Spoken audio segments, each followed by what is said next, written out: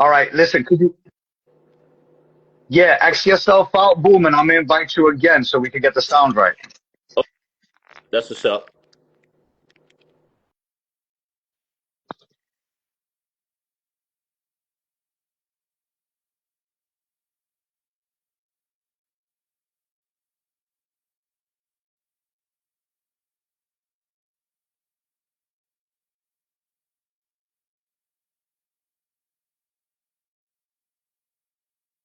Yo, yo, yo, y'all hear me?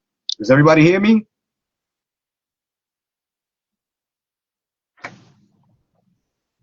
Salute, Sax. Yo, do y'all hear me? I'm starting it over. Do y'all hear me? Do y'all hear me? Can y'all hear me? We hear you. All right, thank you. That's all I wanted to know. Today's guest is Wayne C.O.D., the God himself, bro. Let me invite him back in. Boom. Wait, hold on. Bam. Let me invite motherfucking Wayne, bro. I can't even believe it. This nigga's a goat. All right, let's see what's going on now. Salute to everybody, bro. What's up? What's up? Mic check. Yo, do you hear me now? I can hear you loud and clear. I heard you loud and clear before, but then you just disappeared. So, you know, All right, there's no delay now, right? nah, I don't think so. Let's ask the people. You know what I'm saying? Yo, I just want to thank you, Wayne, yo, for coming on Graph Champs. You don't know how like the culture perceives you because you are who you are. So I'm gonna let you know. You're a fucking NYC legend. We love to claim you. We support everything you do. Yo, Appreciate it. everything your hands touch, it turns into dopeness. And you've been doing it for decades, and we recognize that, and we salute you, my brother. Well, thank you so much. It's it's a little bit more than what I expect. I think like everybody, man, we just out here, doing our part, which makes it which makes it what it is today. You know what I mean? The culture just gets bigger. So, I mean, I'm loving it. It's been over 4 decades. Um, no one expected it to be where it is now, and because of Instagram and the internet, and everybody's going global. So, it's important for us to tell our story. Everybody tell their story for their contribution within the culture. You know what I'm saying? So I That's just why got to we're do here. that. Only you could drop the gems that you could drop because you are you. So we want to know from the beginning what even got you. How did you even get into graffiti? Well, I mean, I think like, there was an interview about with me in a magazine. I think about maybe, I don't know, maybe about 15 years ago or something like that, right? And but I always tell the same story basically. So sometimes I feel people know it, but basically what happened is, my family background is from the Caribbean. And when they moved to America, we moved to the Northeast Bronx, which was like Allenton Avenue, which is a neighborhood called Allenton Avenue up in the Bronx near Skate. For all those heads that was really in the streets, in the late 80s, 90s, Skate, but the one on Allenton Avenue before they moved to 138. So, they moved around, my parents moved around there, and from my window, I could see the train. And that's how I really got addicted to graffiti, as the trains roll by on the elevated. I would say as early as 78 when I just first came. I was 7 years old, but Ooh. I didn't know what it was, And as time went on, there were the first cats that I got wind of that really wrote in the neighborhood. And that neighborhood was like a guy called Rolio and Diane. And of course, up in that neighborhood, there were also, like the MPC crew, TC5 crew. Some of the icons already from that, when I was just a kid, not even writing, was guys like Tracy 168. But he was already, it's crazy because we didn't ever really see his like, you seen his walls, but his subways and everything he already did probably 10 years before that. So guys like him was already a legend. Obviously Blade and Comet, and so fast forward a little bit. in 1983, me and some heads around the way, we started writing. You know what I'm saying? Just taking tags, around the neighborhood and all that. My big bro Dero, he moved around the neighborhood. You know what I'm saying? And for some reason, through um, this other cat that used to write Dim. He's a local guy up in the Bronx. They lived in the same building, and I connected with Dero early, and Dero kind of schooled me to, like, how, what it was, as far as like who was who, because you saw the names and you were a fan of the game, but you didn't really know who was who. And Dero was already an accomplished writer. I would say even back then he was doing pieces with Dez and Duster, and but Ooh, Dez, he rest in kept peace. painting. Sorry. No, I said rest in peace, Dez. Yeah, yeah, rest in peace, K Slade. Right. So, it's funny because Dero, when he moved around the way, he invited me to his house. Side story, but he invited me up to the crib. He said, "Yeah, come by the crib. I got some black books."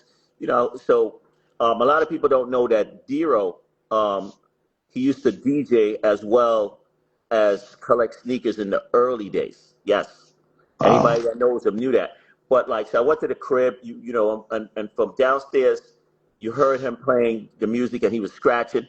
And so I'm like trying to holler at him, and basically what he does is he turns off the music and everything, and he just kind of ghosted me that first time, And I was like, and then I saw him again, and he was like, "Nah, nah, man, come up to the crib." And then he showed me these two Des Black books that he had, was phenomenal. Every page was basically 5 times better in the black books than what you saw on the subways. Pieces from everyone from Dez to Scheme to Duster, guys like that. And I was writing with kids in the neighborhood, and he was giving me, like, mentorship. You know what I mean? But he was already killing it. But I didn't really start painting till I painted with some local guys around my way, which was like my boy Sabal, who wrote like Burn 101 at the time, and these other guys, Paul Minim and Mick, and all these guys around the way. But the first person that took me to write on the subway train was Michelob. I met Michelob. All right, all right. And, So wait. Hold on, because you said when you first started, you lived right across from the train, so you were seeing the train, right? yeah, yeah. Was It it was like instant? maybe you could Instant? see the train, the elevated train from like 3 blocks away. So It's a what? block called Bronx Park East. But if you from now that building, there's buildings in front of that building that I lived in on the 5th floor, and basically you could see the train, and that's how I got addicted to graffiti. That's how I was just a fan looking at the train, but didn't really understand it. Was it instant? Like the first time you seen it, and you just got hooked when you seen the trains, or you had to like see it a few times and then wonder? Because in my instance, that's how it was. I used to be on the trains with my mom, and I used to be like, "How the fuck did they write all over this fucking train like this? Like that's crazy," and shit. And like was it instant when you seen the graffiti? Like, oh shit, instant. I would say, I mean, hey, listen, I was 7 years old, so for me to remember exactly how I saw it was that there was graffiti everywhere. If you stepped out your building, there was graffiti, and a lot of it looked at the same to everybody. But when you started, like when I went to my elementary school, PS 96, it was fully pieced up by like I said, this guy, Diane Rolio. There was some other local guys around there called Cease and Sash that had pieces on the wall. And what happened was, so in the school I was able to kind of study it a little bit better. And I remember as early as 4th grade, there was a kid in my class, and he was like, "Oh yeah, my brother writes. He writes with that guy Diane. His brother wrote Root, Rute. Like, now, like I said, if you're from that neighborhood, you might know these names, but for most of everybody today, we going back, 45 years or something. And like these guys was kind of local. Now the guy Diane and Rolio, if you look at Subway art, they came out in Subway art. They had a piece in Subway art, photo by Martha Cooper. So people could trace that back for all those that are not from the Bronx or wasn't out there in that period of time. Because one of the things about graffiti that I've realized about all these decades is we are fans of writers that we see in real time. People are like, real time? What do you mean real time? Okay, like if one of my heroes is here, maybe Blade, and he's talking about guys from the '70s when he was a kid, I'm like, who the fuck is that, right? So for me, some of these names are real time, okay? And everything after, '83 is real time for me. If I saw it up, it's real time.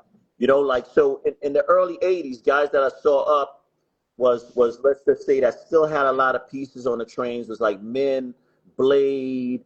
Um, my favorite throw up guy from back in those days is OE. OE was incredible. Okay. Ooh. Min was also very, very prolific. Everywhere you went, you saw Min. Um, on the insides of the train, you would see, seeing TC5. He had a lot of insides. Okay. Um, so those are some of the names from that era. Then when I started painting, there was a lot of guys that was bombing. There was a guy that was his first name. He was bombing my boy Repper.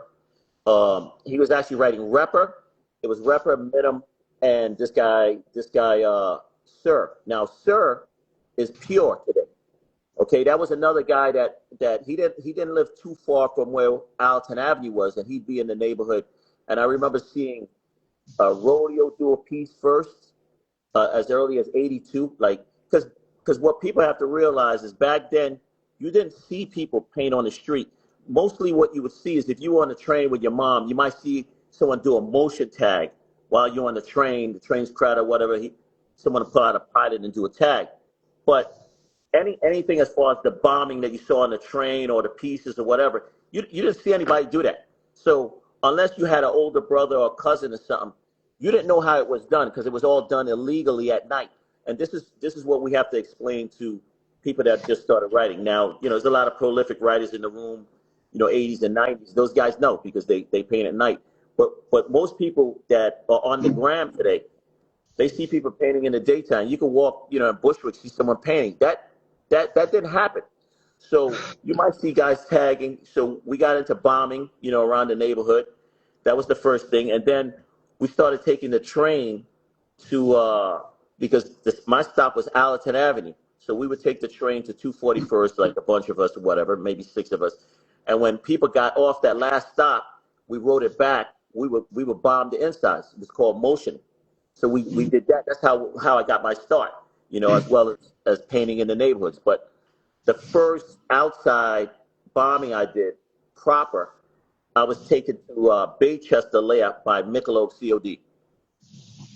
Yeah, first, I'm so glad that you said OE because it's a stigma that a lot of people say, oh well, OE never was in the Bronx or this or that. But, yo, he's legendary to me.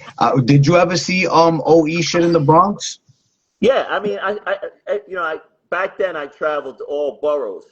So what made him stood out, I think, from a lot of people was, you know, I don't know what tan he was using, but it always was a perfect throw up, like he did it a million times.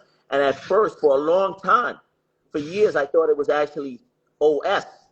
Me Because too, yo, I'm me just too. telling you what I saw until I ran into someone that That's was older or crazy. whatever, and they were like, "Nah, dog, that's OE," and I was like, "Oh, okay, wow, that's okay, that's cool." So even when we went to the Freedom Tunnels in the early days, he had ups already there.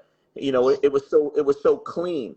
You know what I mean? And it was like one time, and I think that's what made me gravitate towards it as well as like when you saw, I think when the trains turned white, which was about I would say late '83, '84, when they painted an abundance of the number lines got painted from your gray train with the silver blue to white.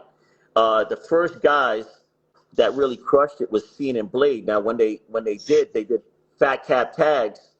I think they went out one night or whatever it was, and you saw fat cap tags. That was insane, because they had nice hand style, but again, you knew it was professional, just as like when you saw Is the Wiz, same thing, but no one knew that these guys had already been putting in 10+ years. Nobody knew till a lot later. Yo, and when I found out that it was OE, it just made the throwy iller to me. I was like, it's even more ill that that's a fucking E.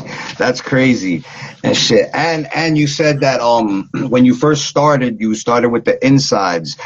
Is that like the case for most train bombers? Like they start on the insides, just hitting insides.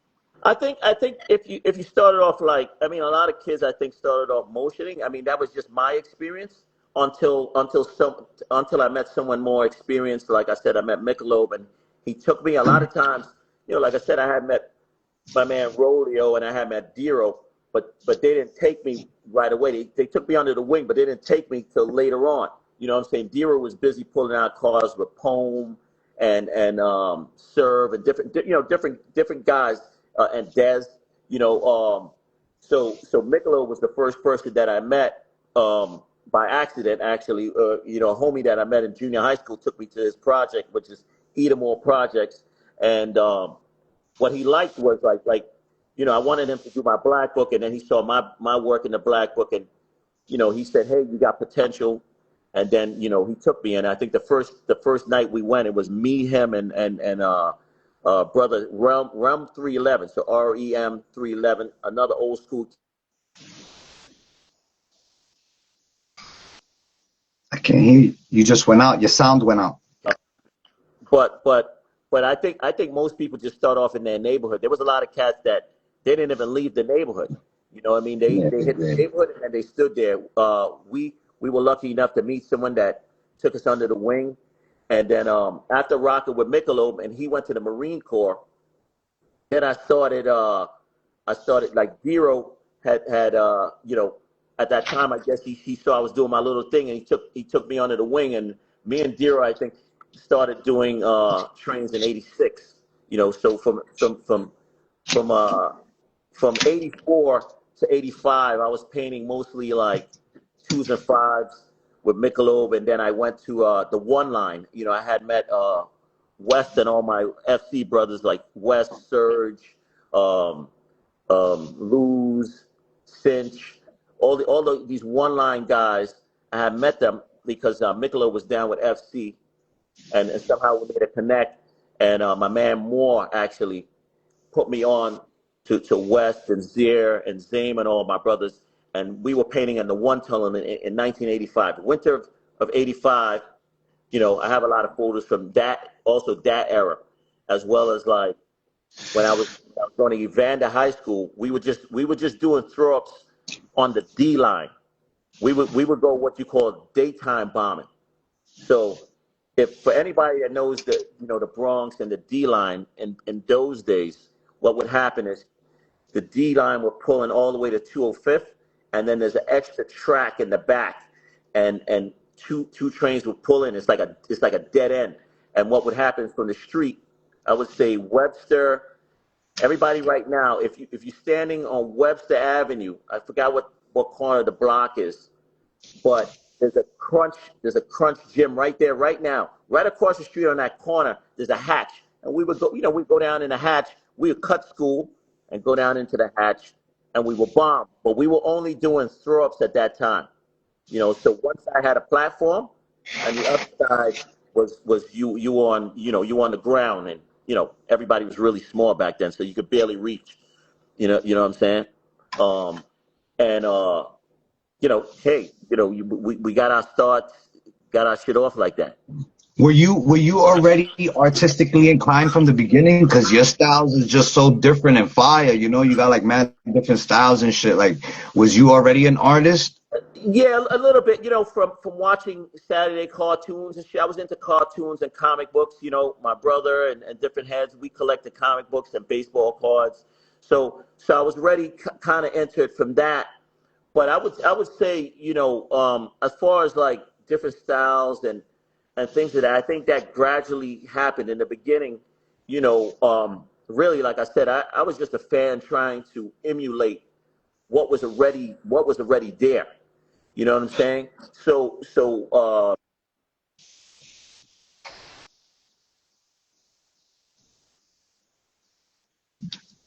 Your sound went out again. I can't hear you. You, you can hear me though?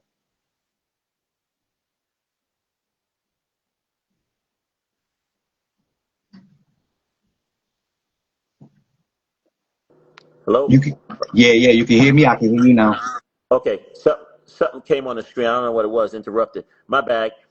No, so just to be clear, because there's been it's been such a long journey. You know what I'm saying? So, but as far as the styles transitioning, in the beginning, I was really, like I said, trying to emulate styles that was already established by guys that I had met.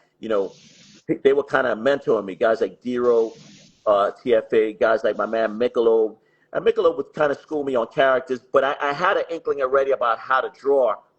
But what really did it was, what I really liked was going out and painting.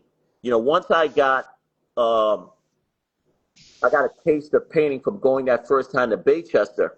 It was like an all time high.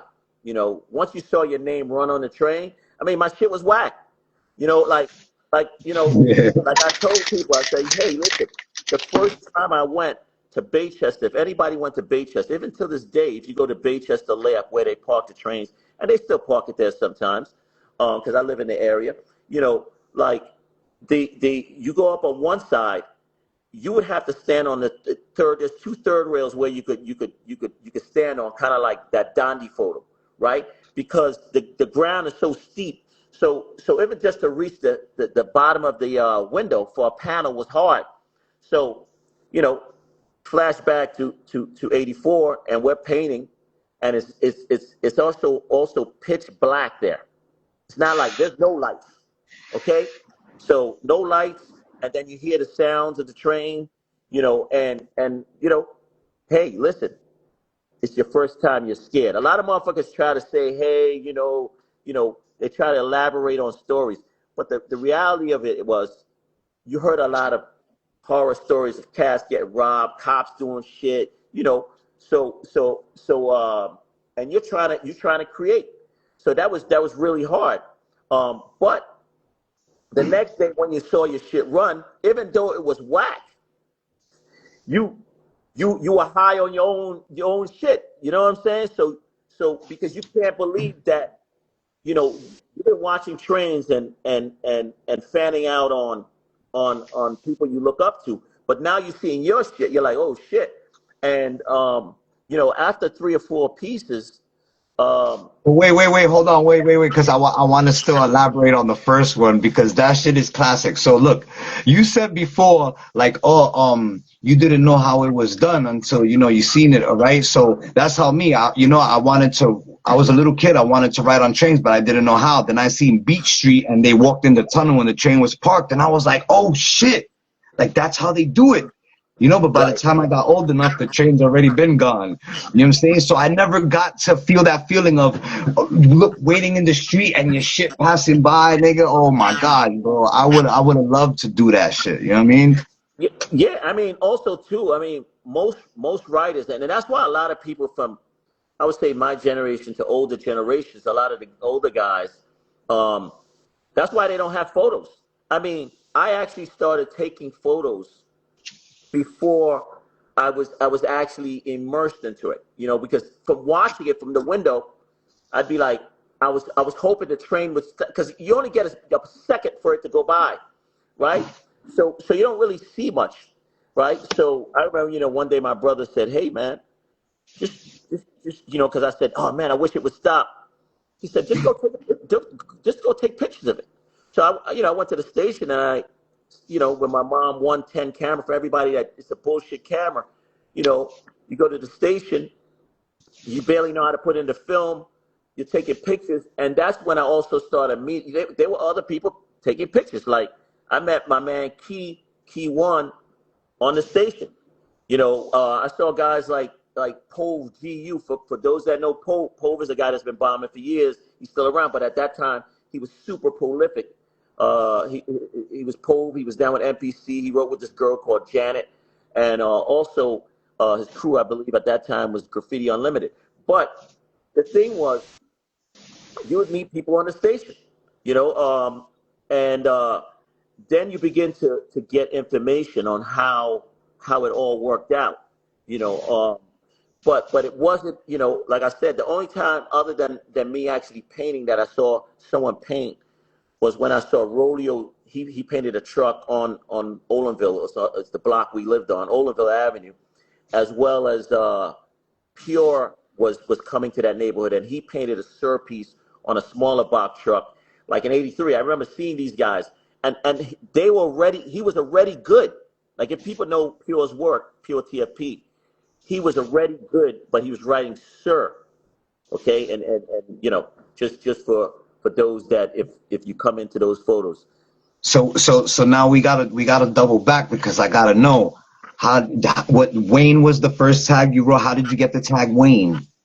No, so the first tag, I wrote a lot of whack names. You know, one of my whack names that I wrote was like there was a news station I think that was, or I think it was on the radio called 1010 wins. For who you know, I wrote that for a minute, and then like, yo, you know, I used to watch. So this is how ironic the world is, right? So I was, you know, I used to see Men Up a lot. Like Men did pieces, but he also bombed a lot Men Throw Ups as well as NE, because his real name is Wayne. Now, I didn't know that till later, right? Okay, so I'm watching Gilligan's Island. I don't know for all those, you know, we're dating way back. So some of these cats are like, what the fuck is he talking about? Gilligan's Island was, you know, was the TV show where they were lost on the island. Now the boat was called the Minnow, the SS Minnow. Now I was looking for a name, and I thought, oh, SS Minnow, oh, that shit is cool. But really, I didn't realize in the subconscious that I liked men so much that I might have been biting. Now, back then, you couldn't even write a name that was close to another person. Now how I found that out was I was in this pizza shop, not too far from the crib, hanging out playing video games, and I saw Blade. Someone said, "Oh shit, yo, that's Blade." Right now, Blade is basically, and I only know this now, 11 years older than me, right? He was a grown man, okay? And I think I was maybe 13 or 14, but someone said, oh yeah, Blade, that's Blade. Okay, so I went over to him, asked him to sign my black book. He signed my black book. He asked me what I wrote. I told him, Minnow. He said, that's too close to men. You get more respect with an original name coming out than something that's closer to someone that's a legend. But he didn't use the word legend. He just said somebody that's up, that's a king. You know what I mean? And that's, you know, I walked away and you know, I'm kind of, you know, like, I'm like, what? You know, that was bothering me, right? So I go to the crib and I'm telling my brother the story. He's a little older. And he's like, yo, just go to the dictionary, man, and maybe you could find a name. So, yo, I found Wayne in the dictionary. What? It's actually spelled two different ways, W-A-N-E or W-A-I-N. And I was like, oh shit, that's dope, because I was terrible at Y's anyway, and it was one letter less. And I really wanted to get a three-letter name. So I just started, you know, because one thing that Blade also said that stuck, he said, hey, I don't know how true this is, but he said, hey, you're allowed to write your own birth given name, even if someone is already writing it. That's what he said. Okay, so I said, okay, but I knew someone already had it writing Wayne, so I was like, all right, let me, you know, take out the Y. And then shortly after that, I came up with him. I liked the whole idea of three-letter name because of men. And also at that time, when I started doing him, I think just somewhere in '84, I really loved bio pieces, because bio, he puts that I in there. He sneaks that I into the B and the O. Like he get funky with the B and the O, and he stuck that I in there. And I said, damn, a three-letter name is would be dope. So I came out with him. But I later, like in '86, I added the S on because cats used to come to the bench where we benched, and they were like, hey, Hims. And I was like, Hims, I like that. So I started adding the S to it. you know, and then my boy Whip started adding the S to Whips, and then other people started, you know, and that's how that came about. And then later on from No, which is short for knowledge, I said, hey, let me add the S onto that because I really love S's. But that's basically how it came about, just kind of organically. So what did everybody have like two different names mostly, like train riders? Because a lot of people said that. Oh yeah, I had like two or three different tags. Like was normal for everybody to have? Was it hard to get three different names up like that known? I mean, for me, it wasn't that. It wasn't that. I didn't know that. Uh, like you like I said, I was hanging out. I was lucky enough to be hanging out with Dero and Michelob and these guys like Poem, right? And the thing about Dero and Poem was when they would sit down to do outlines, they would do a lot of their own names, but then they would do other names. But some of the other names they were doing was because people were giving them paint to paint on the train. Like Dero would be like, "Hey man, go to the train station, man. This cat's gonna meet you. He's gonna give you 20 cans. Come back to the crib, right?" So I go to the train station. Some dude will come.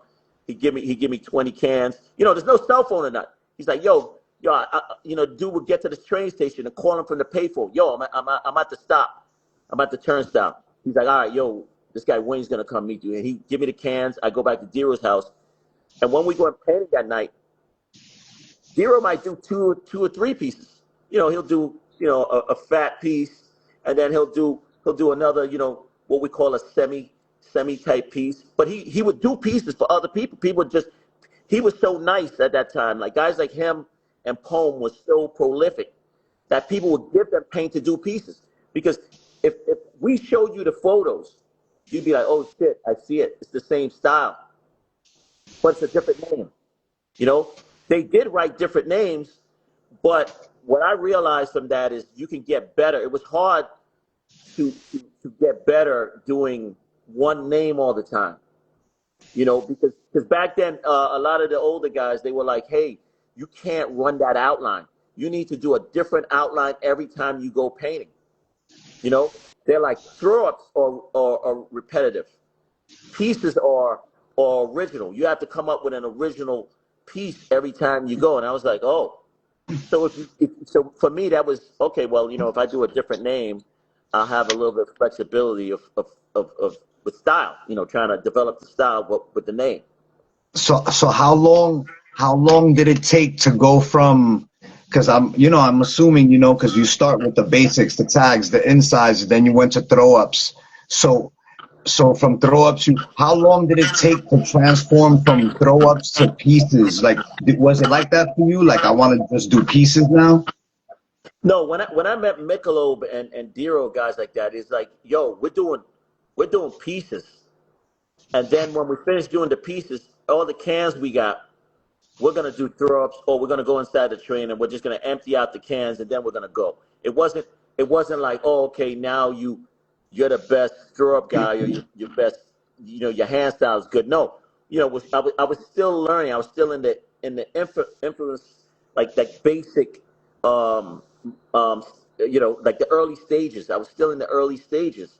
So it wasn't like that. It was more like when I wrote with guys that was on my level, we just bombed because some of them they wasn't trying to do pieces. They were just getting up, But when I was allowed, and I say allowed because that's how it was, and it still is. I think if with prolific bombers, they just don't let anybody go bombing with them. But when I was taken by Dero and Michelob and these guys, they were like, "Yo, we're gonna rock this piece. What you gonna rock?" So I had to have a sketch.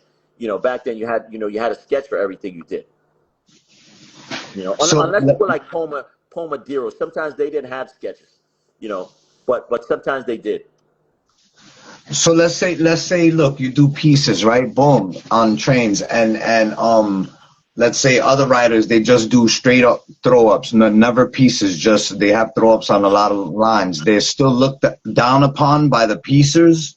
No, no. If you had a lot of throw ups, you were winning. Okay, let's say for instance in that era, guys that had a lot of throw ups, You had your Scene and PJ, especially PJ.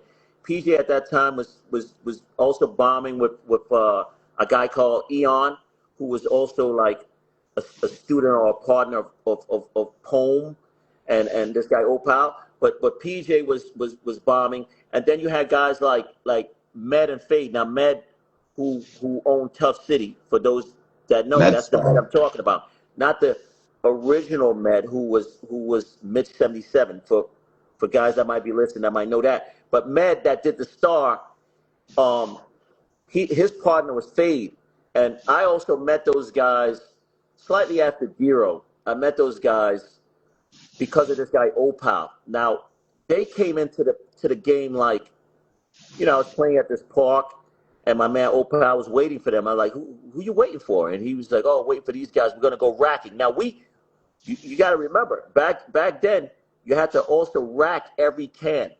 Nobody bought cans. That was unheard of. You didn't have the money.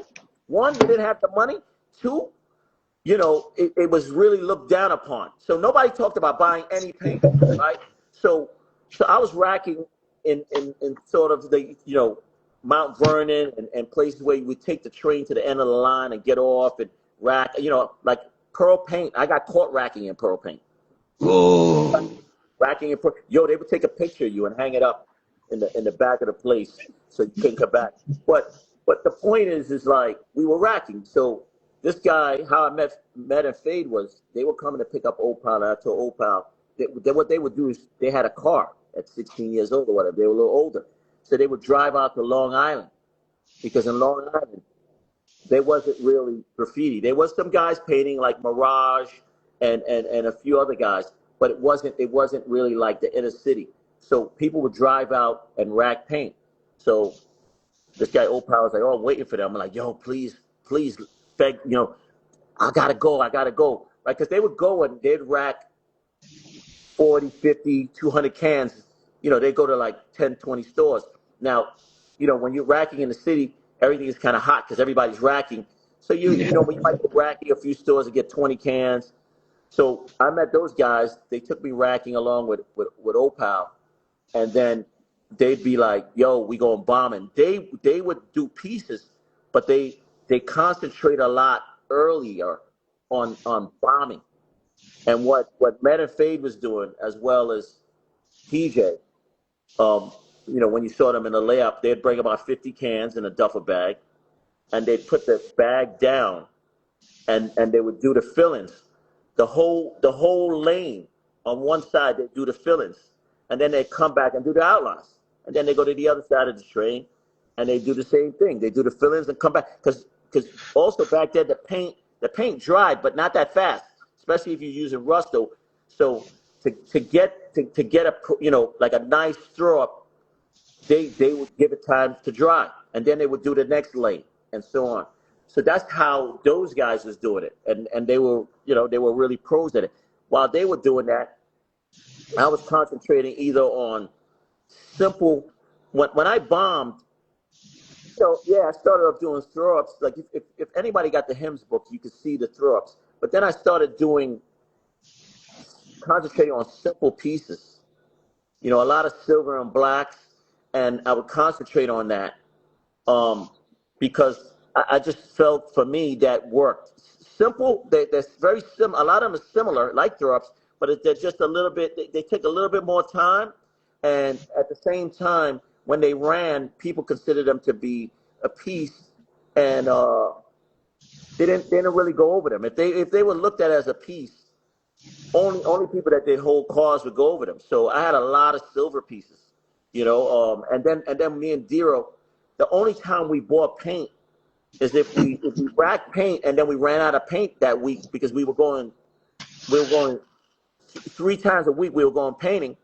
We'd go to what we call Martin Paint. For everybody that knows, it's Rest in like peace. a Woolworth or something. And we go in there and we buy silver. Silvers is 99 cents a silver. So you buy 2 silvers, and then we had an outline from racking, and we would do silver with colors a lot. A lot of people thought that was a thing. It was a thing for us because we only had, we had already used up all the colors. So Now people do silver and color pieces because it's a thing, but it wasn't a thing. You was out of paint. You used what you had, and I think a lot of writers in the '80s and even the '90s, or even guys now that just rack. That's how they do it. Nobody's, if you buy your paint, you go to the store, everything is in a rack. It's all pretty. You get to pick out what colors you want. But everything before buying your paint, you racked it, and then you figured out how you were going to paint that piece, what colors you were going to use, even throws. Guys, racking whites and blacks and primary colors. You know, What was not the they wasn't most? racking too many pretty colors. What what was the most cans you came off? Because if you got to keep racking cans so you could keep painting and shit. So was you had all the paint in your crib? Your parents knew that you wrote. What was it? Oh yeah. So yeah, my mom she was going crazy. You know what I mean? And then I got caught. Maybe the fourth time I went, I got caught. It's funny because we were on the station. It was actually this is how stupid it was. This is before we met Dero and Michelob, right? We were on the station of Morris Park. Shout outs to my man Vern RNS for all those cats that know who that is in the Bronx. He was there, and even my older brother who didn't really write, but we gave him a name at the time. And we were on the station maybe 15 deep in Morris Park Avenue. For anybody that knows where that is, they would lay up trains inside, and then they would have a lay up outside, what you call the stickouts or whatever. But we're waiting for the train to pull in, and at 11 o'clock at night, the train don't pull in. It's like a school night or something. And these two like young grown men, because again we're like 13 or whatever, 13, 14. Some guys even 12, and these two guys come down the stairs or whatever, and we're kind of leaving as a group. And the next thing you know, they throw me and another guy up against the wall. And my man say this one guy, SEY, he was like a bigger black kid. And he thought it was some beef. So he squared up against one of them, and then the dude pulled out the badge. And then everybody ran. Everybody ran, right?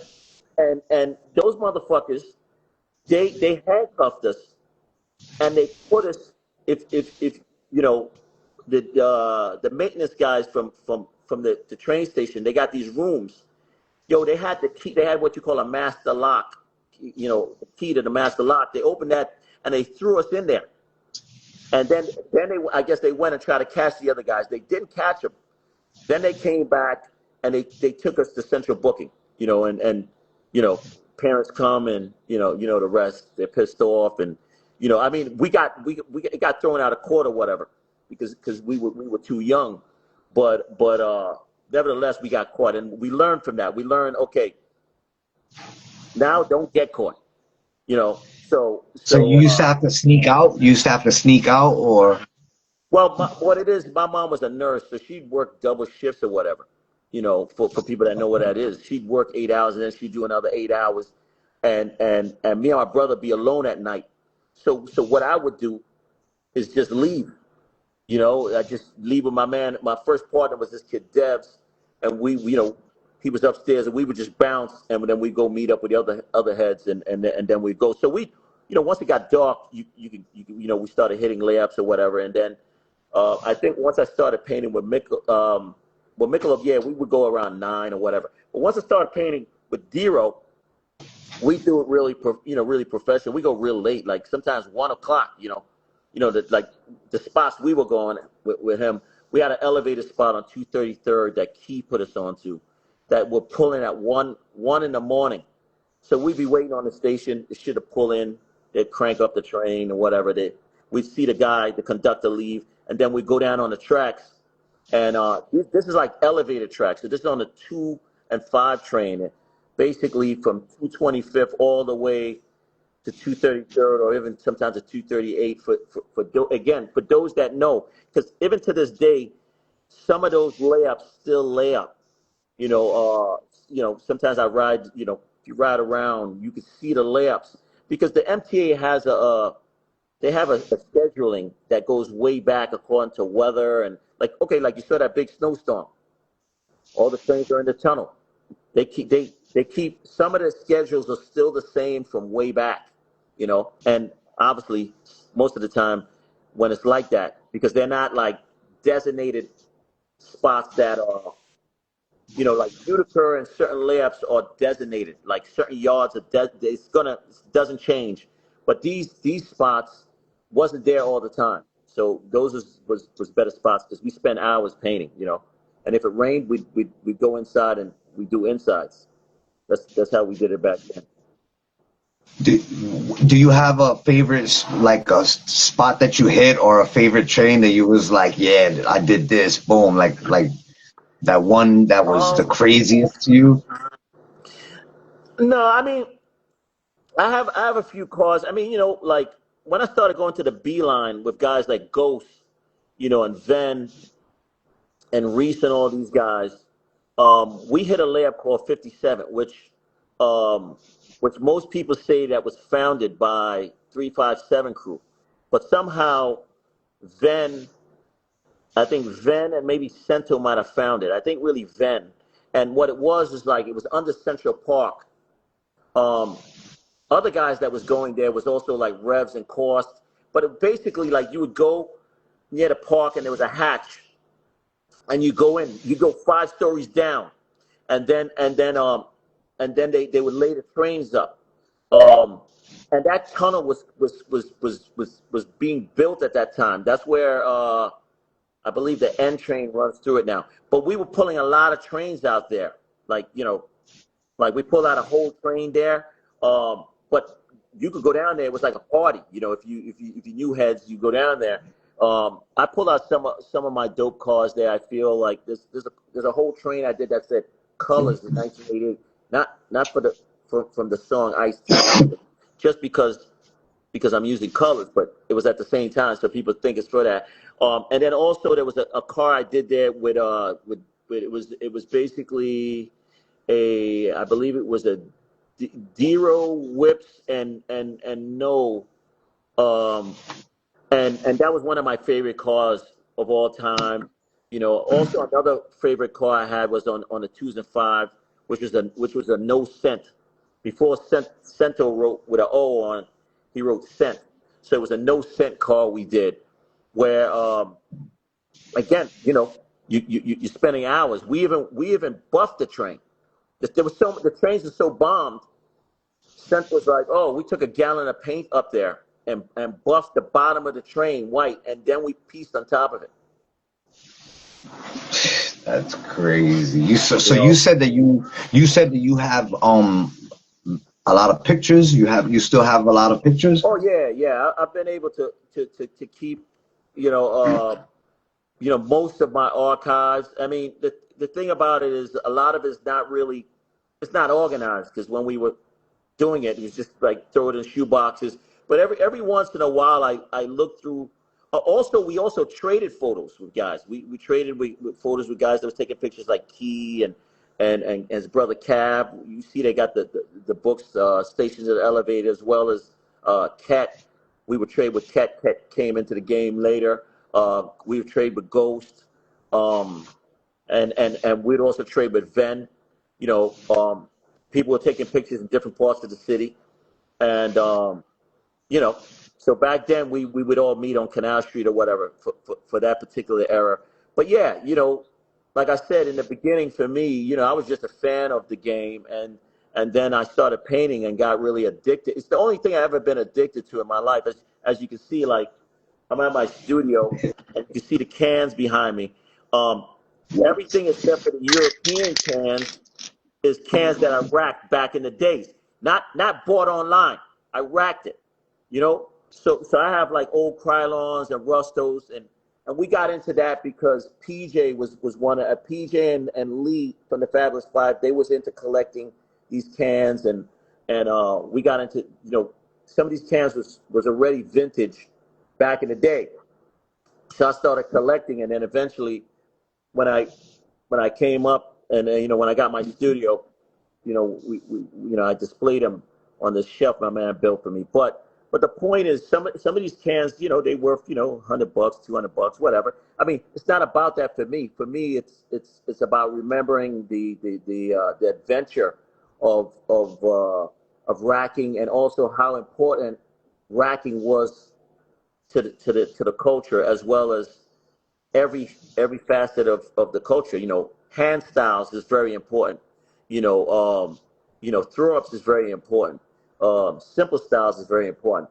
The whole culture, or lifestyle of what it is today, is all built on a tag. Some people don't know that. They don't know that, like style writing is built on a tag. Even in the early days, from the pioneer guys like Super Cool 223, he he did a fat cap tag with a fat cap, and then he wrote around it and he called it a masterpiece. But again, it was a tag. So I always try to convey a little bit of that. Some people are like, fuck, some people don't really care about all that. But I'm the type of person that actually cares about history, as well as even what's going on now in the streets and what people are doing now. I feel it's all important. It's all part of the puzzle.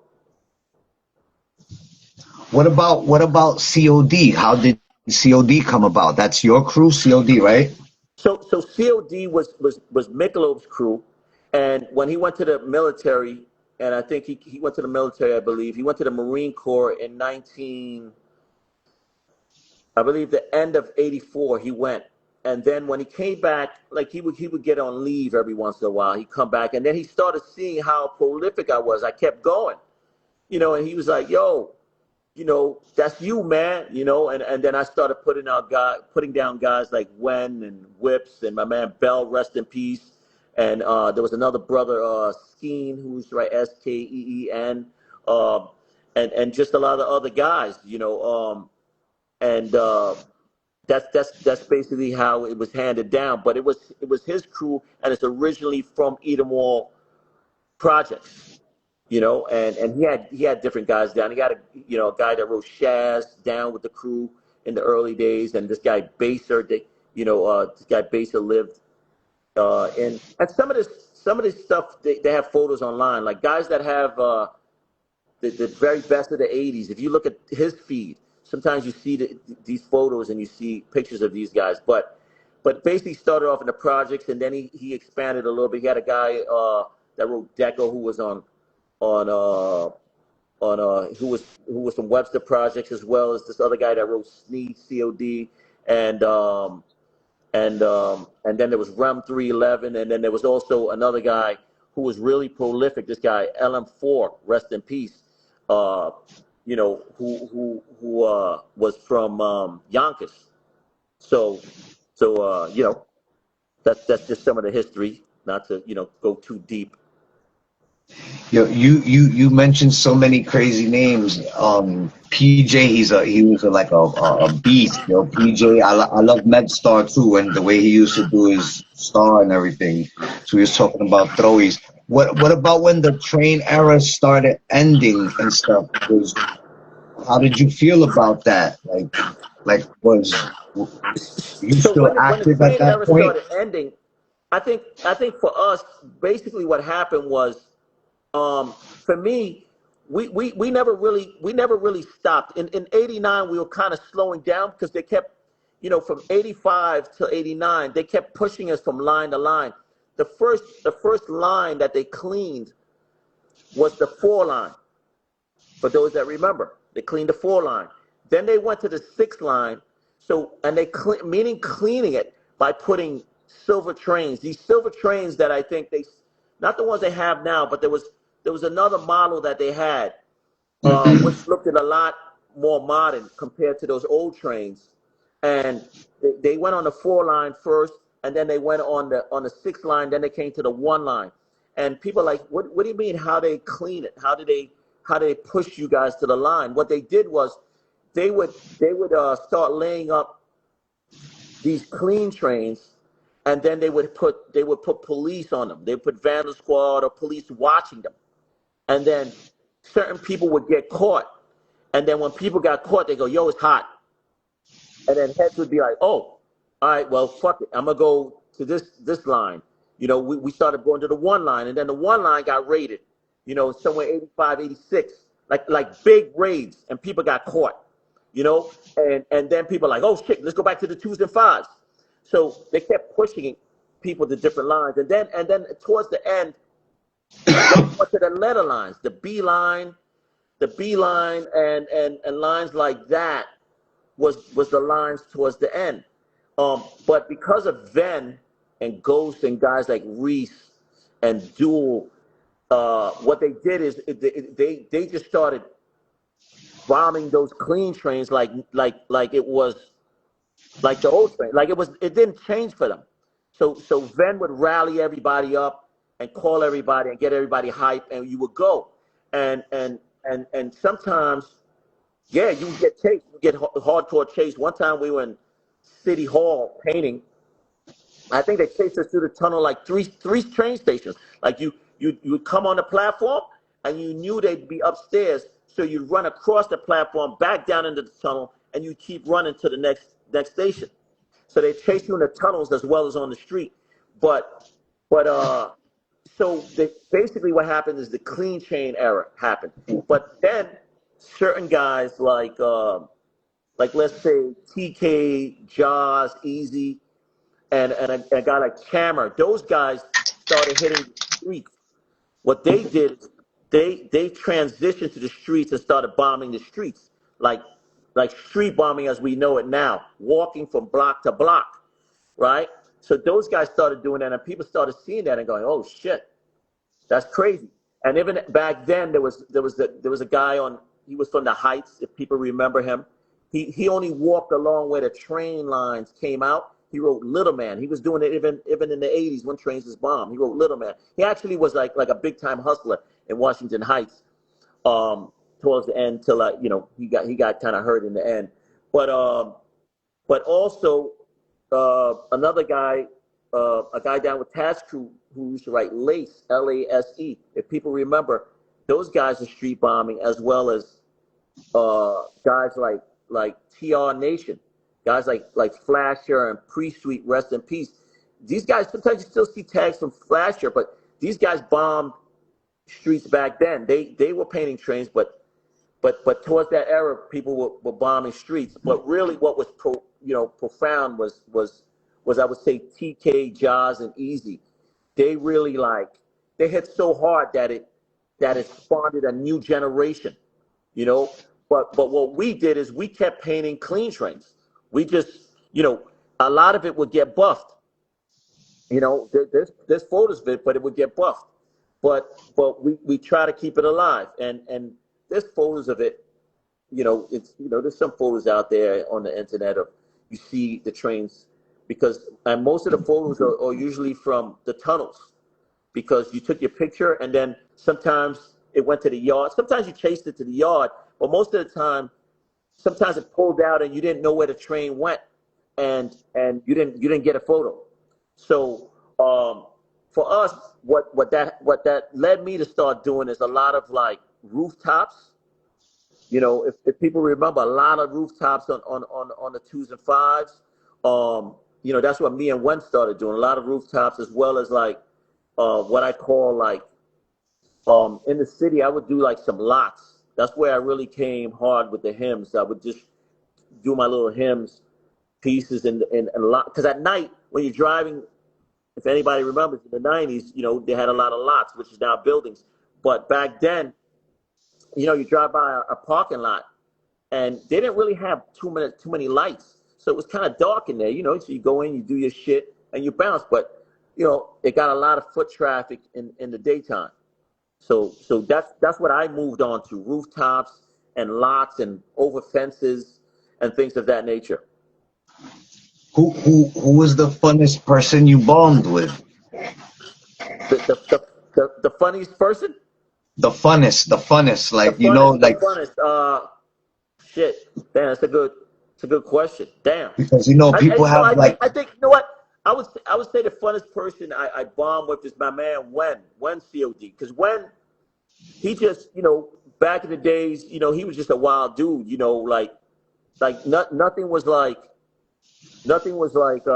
impossible for him. You know, and he was down. You know, like if I came from the club, you know, like, you know, we bomb, we'd work, we go to the club. Like if I came to the club and I saw a train park somewhere or a spot and I called him 3 a.m. or something, motherfucker would come outside, you know, and be like, all right, let's rock, you know.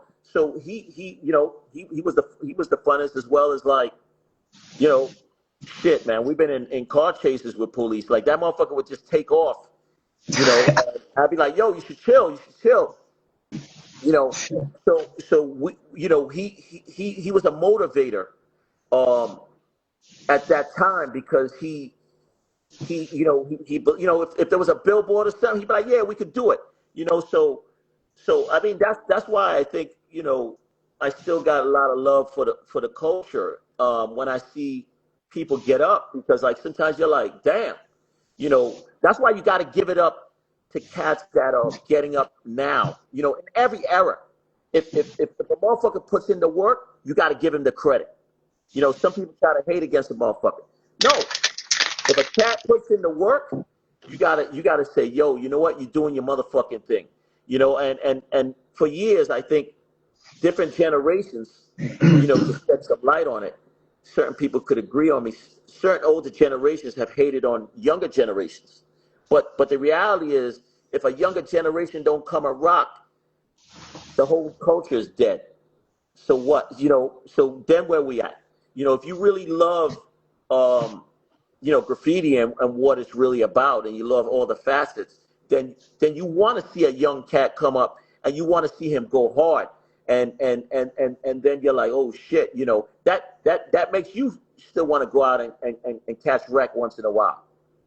That's a fact, bro. You When know I what I'm see saying? these young dudes, the heights they taking it to now, like going down the sides of the buildings and catching the Oh, crazy spots, it's just retarded right now. oh, this shit is crazy. You know what I'm saying? Or even, like, to me, I think some of the dudes that, I mean, catch really dope spots, and I know they don't repel, as like Jay and Mister. They catch spots like they'll stand along, you know, and do reruns afterward. Like it looked like it's just a pipe that's like, maybe, I don't know, you know, a few, like a foot long, and they're on that shit on the edge, catching wreck. You know what I'm saying? As you know, those are still some of my favorite cats. Obviously in the '90s, you know, hey, Scuff's. I'm a big fan of Scuff's work in the '90s. You know, my man Spot. In the '90s, also Giz. He did a lot of work. Um, you know, I mean, the thing is, there's so many people that have come and contributed to what have made it what it is today. And I think, you know, it's our job is to shout out as many people that have passed on, that have represented, as well as that are here and doing it now, to show that love. Even if we don't get along with niggas, even if That's we a don't get fact. along with niggas, it don't matter. If a nigga gets up, show a nigga love. You know what I'm That's a saying? fact. You ain't gotta go sit and have a beer with a nigga. You know what I'm saying? But you gotta respect his ups. You know what I'm saying? You Always know, that's gotta. just the way I feel. I don't know. You know, Nah, that's an actual fact, bro. I can have beef with it. It doesn't matter. We got beef. What kind of beef? But if you kill shit, you cannot deny the fucking ups, my nigga. you I can't. always said that. I always said that. What about give me a crazy bombing story? I know you got a million stories. What's a crazy bombing? What's the most craziest? One of the craziest shit that happened when you went out one night? Okay, so this is a pretty crazy one, right? So one night we go out, like it's winter, right? And there's winter layups, and there's a train parked uh between 149th Grand Concourse and 138th, but on the 4 platform. So it's upstairs on the 4 line. Like this it's a 5 train. So it's me, Cent, who's writing Cento, who everybody knows is Cento. This my man Skeen, who wrote Skeen, and a young there's a brother of mine, my man Neil, he wrote NEMS at the time, NEMS, right? So we what we did is we go down there. I think Seth knew the trains was parked there. Now back then, the train would be parked there all weekend, right? We know this, right? So Seth finds out. He's like, "Yo, this is the coolest spot." Now they park it there. They park it in 125th. Sometimes they park it all the way to 103rd. But he was like, "Yo, we're gonna hit it between 149th and 138." So we get off of 149th Grand Concourse on the 5. We go upstairs and we wait till the platform clears out upstairs, and we walk from 149th Grand Concourse into the tunnel. Now we go into the tunnel, and while we go down into the tunnel, we're scoping it. Everything looks cool, and I see like it looked like the cleaner left some stuff. Like there's a ladder, there's a broom, there's like they look like these stools. So we take the ladder because we plan to do whole cars. We got about 30 cans each. So I think Seth took the ladder and I took the stool. Now this stool, everything's covered in dirt, right? And it's real light. So I'm assuming it's wood, right? So we go into the tunnel, we're doing a piecing. Center's doing a weird piece. And I'm not saying weird is weird, but the word weird. He's doing a top to bottom weird piece by himself in the center of the train, and I'm doing this actual piece. I think it's in the hymns book. It's a hymn. It's a hymn scheme, whole car, silver and red, but my eye is a character with a gold cap as the eye, right? And we're filling it in, and I'm outlining it. Everything's going good. We finished the piece. My man Neil says, "Hey man, I need a little help down on the next car," right? So I go, okay. So I'm about to walk, and I see the stool that I've been standing, like stepping up on to get me high. So I said to myself in my head, "Hey, let me throw that under the train, so that way if we get raided or something, we don't trip on it and trip on ourselves and get caught or something." It just passed in my head. So I took it and I threw it under the train. When I let it go, it hit the wheel and the third rail and it exploded. And my whole body was on fire. No, get the fuck this is out a of true here. story. Wow. Niggas is still alive today. All these niggas, right? So now I'm like, bro, my thumb hole is burnt here, and the impact of the explosion was so loud, and I was on fire that like I'm screaming, oh shit, I'm just bugging out, right? So my boy Skeen, who was like a chubby Puerto Rican cat, right? So he kind of grabs me and throws me down, and he's just like, stomping me out to get the fire out, right? So he gets the fire out. Now I'm like, fuck yeah, yo, we gotta go. So Center's like, yo, you burnt the layout, you burnt it. Now I'm fucked up. I can't finish, right? So at the same time, that stool was still wedged into the wheel, and every 10 seconds it's like boom, it's sparking, but so it's still going off. So Cent takes the ladder and sticks it in the end, and he pries it off. So now there's so much noise that's been going on for the last 5 minutes, right? So we pack our paint, we go out through the hatch, and I'm like, yo, that's it, I quit. That's it. I'm done. Fuck this shit. This shit is stupid, right? So Sentence like, yo, you burned a layup, but I can't finish my piece. That's fucked up. Yo, we gotta go back. I said, go back. Like, yo, nigga, look at me. Like, go back. I almost fucking died, right? Yo, the shit was so. That explosion was so crazy that, bro, my sneakers, the threading of the sneaker, the thread, you know how you see the thread that sews this, was burnt out. True story, right? So I'm like, now we're on the street, we're walking, we walk all the way to Jackson Avenue, we take the train to the crib. Next day, Seth calls. He's like, yo, you gotta go back with me, I gotta finish. I'm like, nah, I'm not going back. I'm not going back. So we arguing back and forth. Then he said, hey, just go back with me. Wait on the station. I said, oh, okay, yeah, I can do that. I felt it was only right because I was done and then I fucked up the shit. And so we go to the station. He goes into the tunnel. Then he's like, yo, he's like, yo, come to the end though. Come to the end. I'm like, come to the end. Yo, if I come to the end, then I'm gonna, if someone comes off, they're gonna see me. He's like, ah, man, you here, ready, man? Come on in the tunnel, man. So I jump down on the tracks. I go into the tunnel. Never stop riding.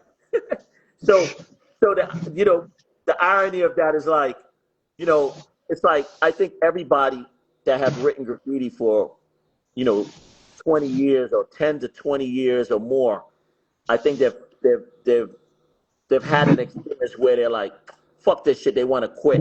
But then the next day you right back at it. That's a a true writer, I think. Because we all have those moments. There's times like, bro, cops are chasing me, I'm hiding behind a tree or something. I'm like, what the fuck am I doing here, man? What I could be home, I could be with a bitch chilling, and I'm fucking over here running from stupid police. Like, why the fuck am I doing this shit? You know what I mean?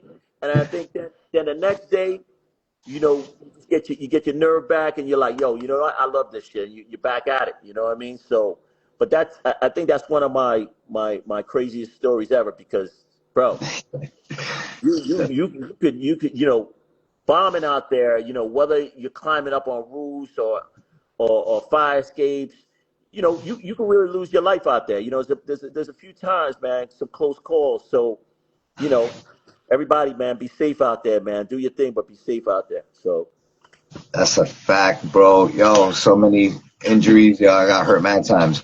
But now I want you to talk your shit, bro. What borough got the best riders, bro? Who got the best riders? Come on, man. Come on, I Wade. mean, I don't listen. I think it changes, man. Different eras.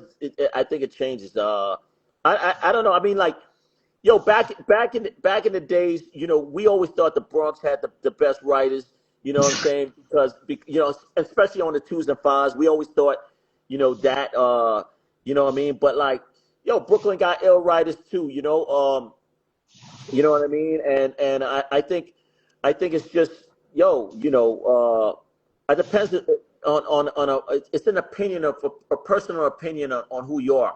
Because there's some people that love the whole thing. There's some people that just love bombing. There's some people that just love beef. There's some people that just want to do art. That's really the truth of the matter. There's it is a culture. It is one thing. But in your train era, was it looked at like that? Like, is Brooklyn versus Bronx? Yeah, definitely. I mean, it definitely was because what happened was, I mean, this is how people perceived it. Like, if me and Dira went out and did a train, and then like you saw some dope trains come from Brooklyn the next day, you're like, oh shit, they must have seen our shit. They're trying to burn us. You just start getting, all in your own head. So then you wanna go out and try to top it. You know what I'm saying? I think also too what was dope at one point was before I knew Tino BYI and some of the BYI guys. I think what would happen was because they were hitting spots in Brooklyn, Kingston, and what's that? I think Kingston, Nostrand, and another spot. They were all daytime layups, right? So me and Diro would we hit our panel end to ends or whatever with a character, and then that shit would go to Brooklyn. It'd be a white train, and they would bomb the top of it. They would do floaters, and they would. That's why if you see some of my photos, people always go, "Oh, Ray Wick, oh Wolf, oh Chino." They shout out these names from cats they know that we met later. Some of these guys we met 20 years later, but they would see our shit and respect it, and we'd see their shit. And it was a competitive thing, but it wasn't like no one was saying it was competitive. It was just out there. But it was competitive, and I think that's what made it special. That's what made it what it is. And I still think it's like that. I think dudes go out and they hit a spot, and then they see another guy hit a spot, or they drive by a spot. Because even now, you could drive by a spot and you'd be like, "Oh shit, that's a dope spot. I'm gonna come back and hit that."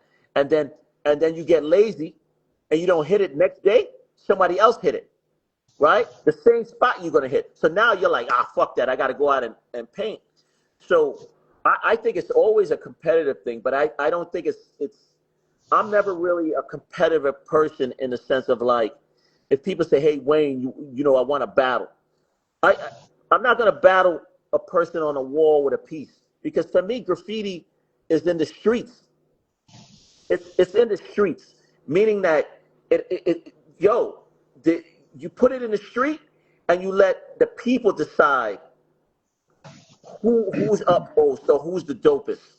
But it registers only if it's in the streets. To me, if you're painting in your black book and all of that, you know, and you're a dope artist, kudos to you. But that ain't like to me that's not worth anything. To me, what's worth something is when I see a dude and he's up in the streets. His tag, it's like you put the seal of approval. If you don't put it in the streets, I don't know. It just and that's because when I was growing up, that's what I saw. That's what meant something to me is when I saw your Blades and your Comets and guys like that up in the streets. Um, to me, that's what made it. You know, made them who they are. To me, that's what made Desi Des. Is to see the piece and not know who that is. And then one day you pull up at the bench and then this motherfucker gets off the train before motherfuckers. You say, Desi Des. You're like, oh shit. You put the face to the name, right?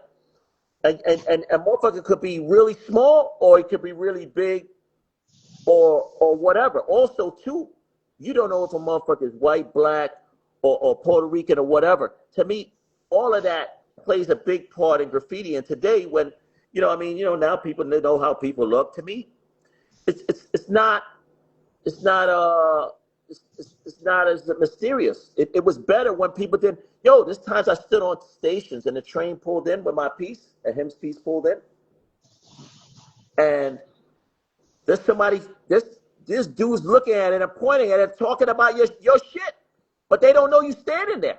To me, those are real critics. If they like your shit, wow, that's cool. If they don't like your shit, that's cool too. You got an honest opinion. Nowadays, motherfuckers can see a motherfucker and say, "Oh, I like your shit," you know, but he's front. You know, that's what I loved about back then. I love, you know, the elusiveness of it. Like, you know what I mean? And I think cats that are bombing now, a lot of them that don't show their face to me, that's cool. People shouldn't know how you look, especially if you're living it day to day and you're in the field. You shouldn't, you know, people shouldn't know how you, all they need to know is the ups. That's it. You know what I'm saying? Unless they're your peoples. You know what I mean? Facts. So who's your favorite? Favorite writers or favorite style writers or favorite bombers? Like there's so much. Favorite street bombers. Okay, Who's your favorite street. favorite? Yeah, favorite street bombers. No. All right. Before you even answer that, I gotta segue to that question. But first, I Okay. want to ask you this. All right. So, boom, you smash trains. You got your style, everything down packed. Boom. But now the street era comes, and now you bomb. You let's say you go out bombing the whole night. Boom, streets. Does it even match the feeling as hitting a layup in any type of way? Yeah, I you know, there's a few times me and when we went street bombing. Like we drive around in a car and we go street bombing, right?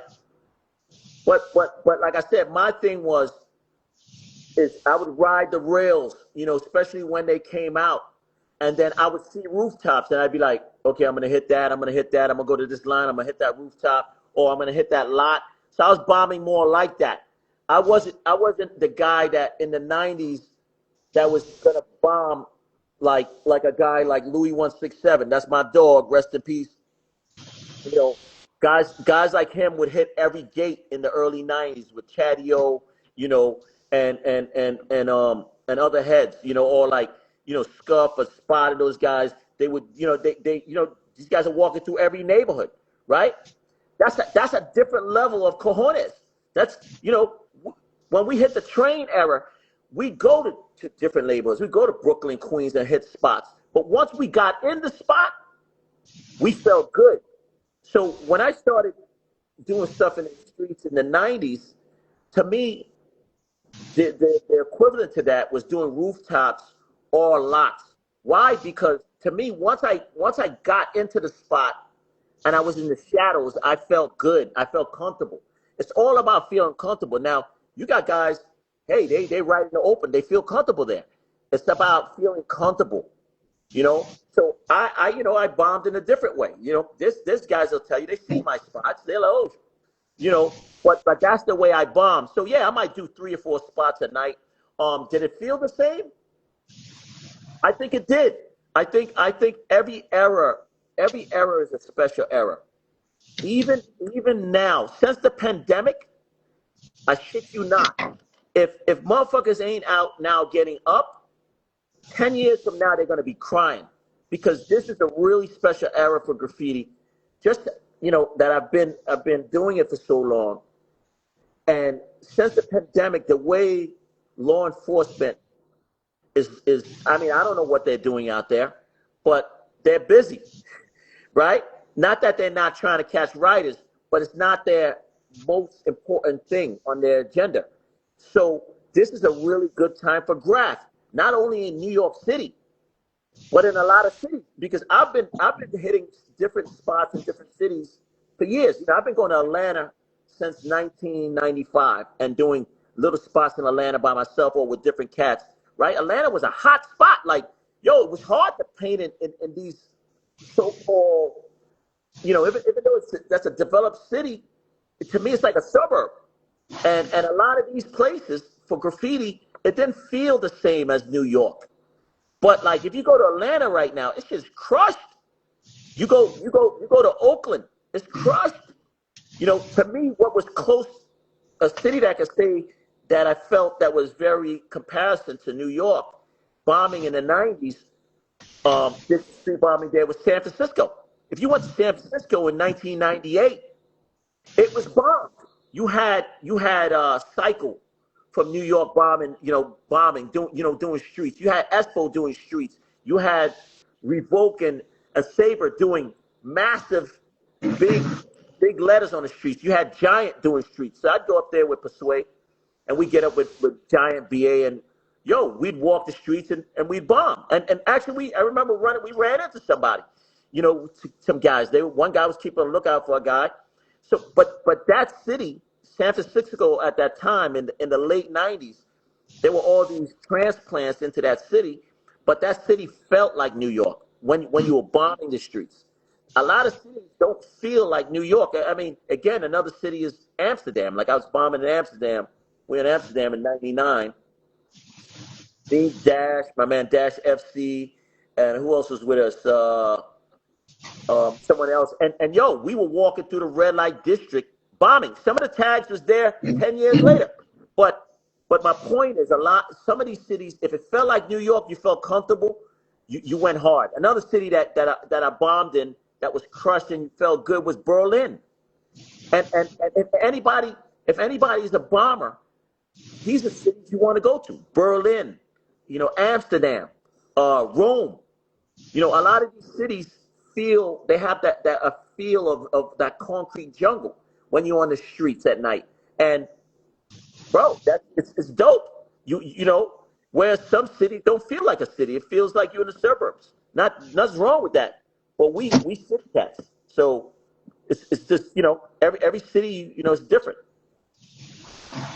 So what's your favorite throwy to do, or one to do? The motherfucking hymns, the nose, or the Wayne? Which one is the fun to do?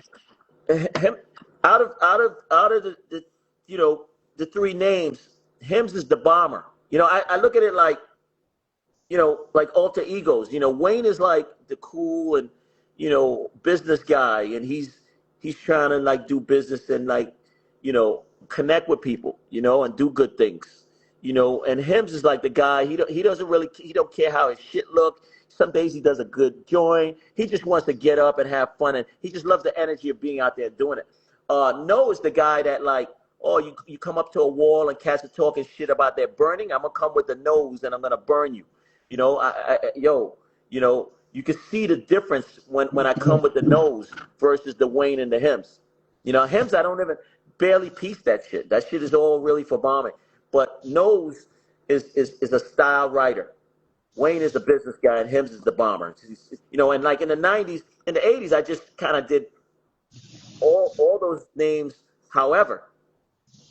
But in the 90s, because I was working in the village at a place called Unique Boutique, doing airbrush jackets, and the Vandal Squad used to come in there, I realized that I had to kind of separate the names. People are like, yo, why you doing so many names? In the beginning, it was just for fun and painting. But in the 90s, I realized, okay, Wayne could be the commercial guy, just business, right? So when the Vandal Squad came in and we just hit a clean train, they're not looking for me because I'm doing Hims, right? That's why when they came out with the Vandal Squad book, for those that had the Vandal Squad book, I come out twice on there, on the list, the most wanted. If you look on the list of the Vandal Squad book, I forgot what year it came out, but my name is there twice. Wayne is there, wanted, and so is Hims on that list. And people are like, yo, did they know it was you? I was like, I don't know. We don't talk to police, right? You already know, right? So, but whether that book is legit or not, it doesn't matter, because some people say, they're not legit. They don't know what the fuck. Don't matter. The point is that, the more you paint, and as time evolves, you have to also evolve with the times, and you have, and the whole idea, I think, my personal opinion is like, you do your best not to get caught. That's the key, So a lot of times it's best to stay paranoid. If you stay paranoid on the street and you're looking around, you're bombing, it depends. Everybody has a different technique. Sometimes you walk around with guys, they're throwing tags. They don't look, but they can feel. They can feel the energy from the street. They're bombing. Sometimes you look around. But the point is, some of the best dudes, they just feel the streets and they know it's good. But they know not, the name of the game is not to get caught. Am I right or wrong? No, that's a fact, bro. You gotta be in your bed in the nighttime thinking of all the spots you just smashed. Yeah, and if you do get caught, because eventually you're gonna get caught. I've been in central booking a few times. Happens. Or the tombs, another time in the tombs, you get caught in the city. But you gotta expect to get caught, but you don't want to get caught. You know what I mean? So, but if you're gonna start, for all the guys that if people are listening, because it's the IG, you out there and you just started writing, and you think you're never gonna get caught. You're kind of fooling yourself because you're going to get caught. It happens, What about all the trucks? You got like 600 trucks. That's a lot of that's way more. No, I've done. I think in New York, I've done about 60 trucks. The whole truck thing really was because I started doing the trucks like in the early 90s. I was bombing trucks like everybody. At this. Like again, if you go to the Hims book, and there will be a Wayne book later, but if you go to the Hims book, there's trucks that like, I just pulled up on the street and I did a silver piece or whatever, or silver simple or whatever, right? But in the 2000s, the trucks that I started doing, the idea was to revisit what happened on the subways. People are like, what are you talking about? The idea was, okay, if I can get permission to paint this truck, I'm going to do a quality piece. But I don't want to do, because in the 90s, there were trucks that was done with 3-4 guys on one side or whatever, right? My idea in 2007 was to come and do the whole side of the truck, do the back of the truck, and do the next side of the truck. Like, come with one of my guys, or come with 2 guys and do the entire truck. Because in one go, because in the 80s, that was the approach is to kind of get people's attention. So I found some guys, some delivery guys, and I think I did a Wayne piece with a spade as the little cutout in the A, and then I redid that one with an NY. And then I had another. There was somebody else that painted on the other side. I can't remember. But we went and just did that that whole thing. And then the next day, the guy who drove the truck, he was driving on 34th Street.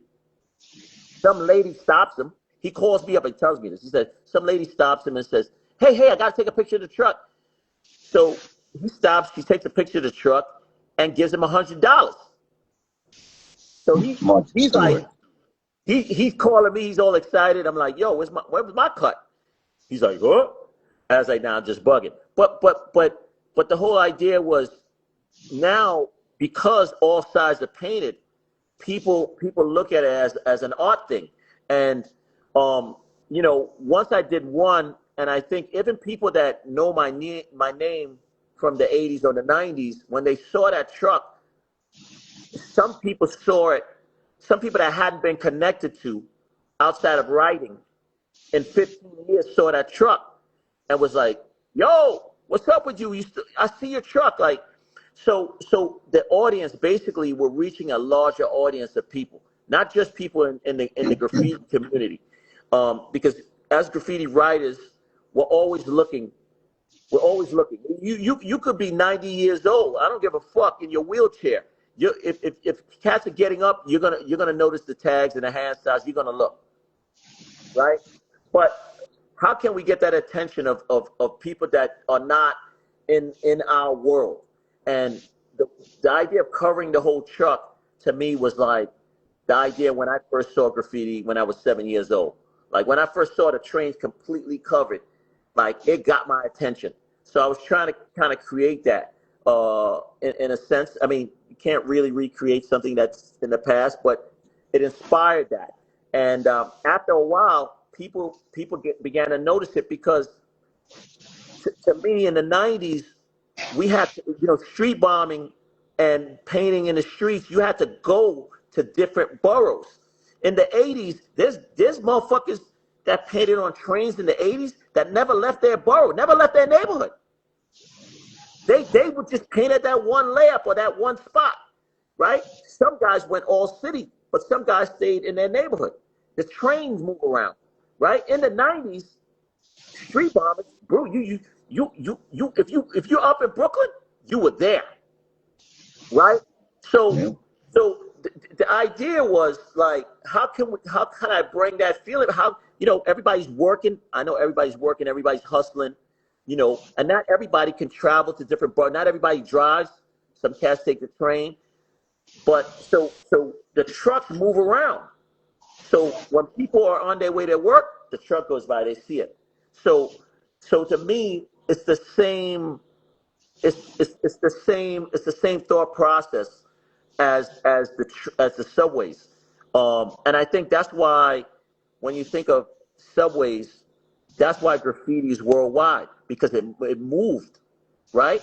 And then people started painting on freight trains. Like I painted, I think my first freight was in '86. Now nobody thought freight trains was going to be big, but even back then, me, Key, Sent, guys like Sign 5 actually, and this guy Vism, they painted a lot of freights early because it moved.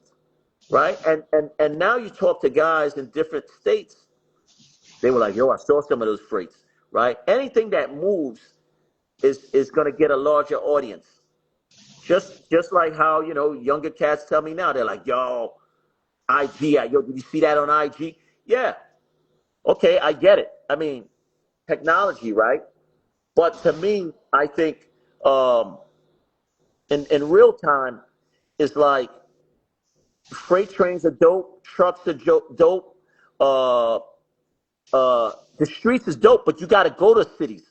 If you got to get on a plane, and you got to get off a plane. You got to get your paint, and you got to go bombing, right? Because if people don't see your shit in real time, you're not as you could be up in one city like a motherfucker, but if a guy is only up a quarter of the time you're up, and he's up in 5 different cities. Who's more known? Wow, that's That's true. that's that's a good question, right? Someone could answer that. Who's more known? You know, hey, somebody might say the guy in the one city. Some people might say, oh, well, it's obvious, the guy who's up a little bit in every city. You know, when you look at a guy like Viefer, let's take him for instance. If you see Viefer, yo, I used to go racking in uh, Hempstead, Long Island. So we used to get off the E's and F's, take the bus.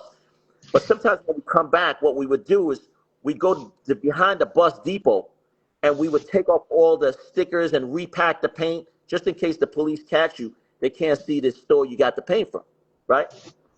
Boom. One day we back there, we're taking off all the stickers. We're organizing our paint before we get back into the city, head back into the city, right?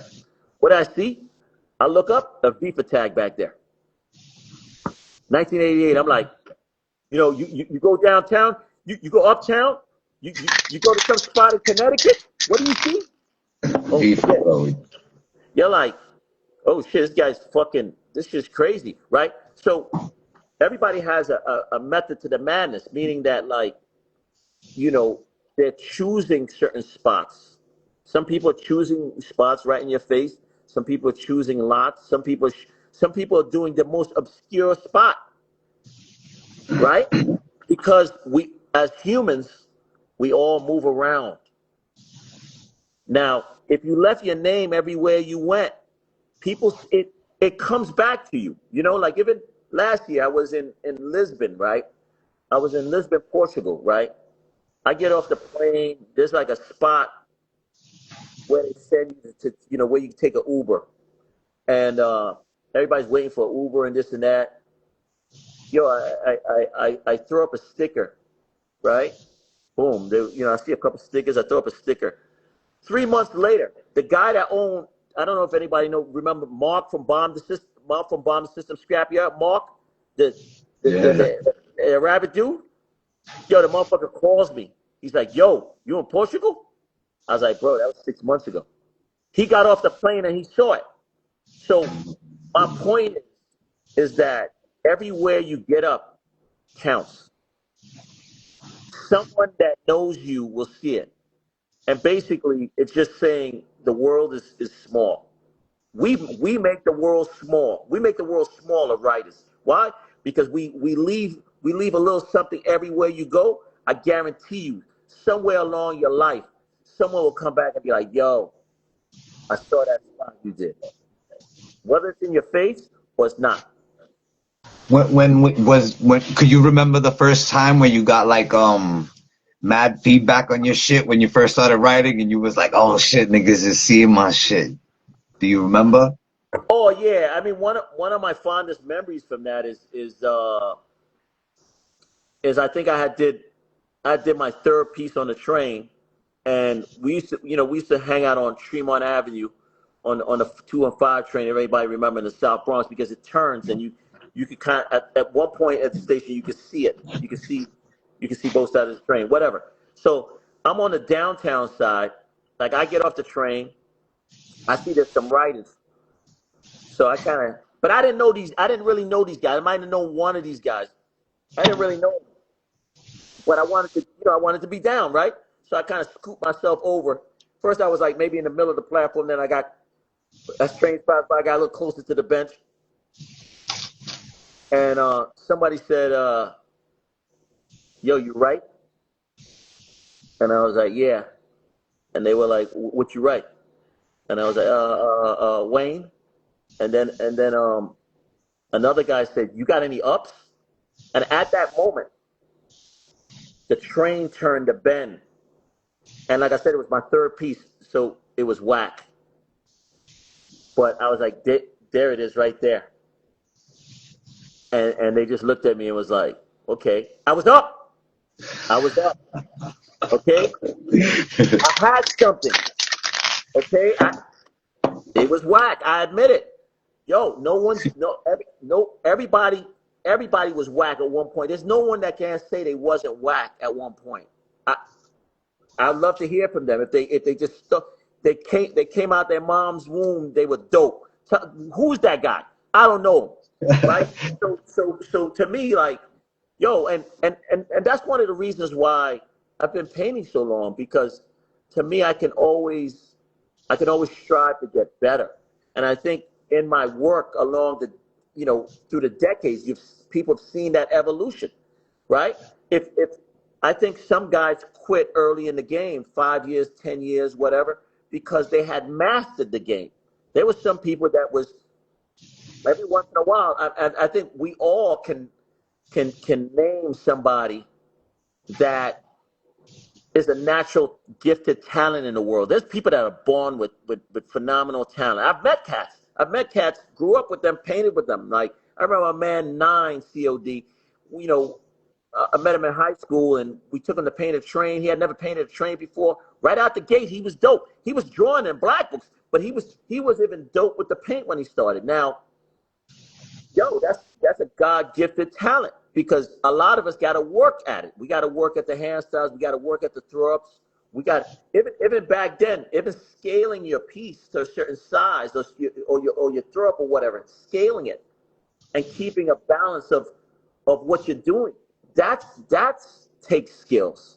It took me a long time to get good. I can admit it, but I'm okay with that.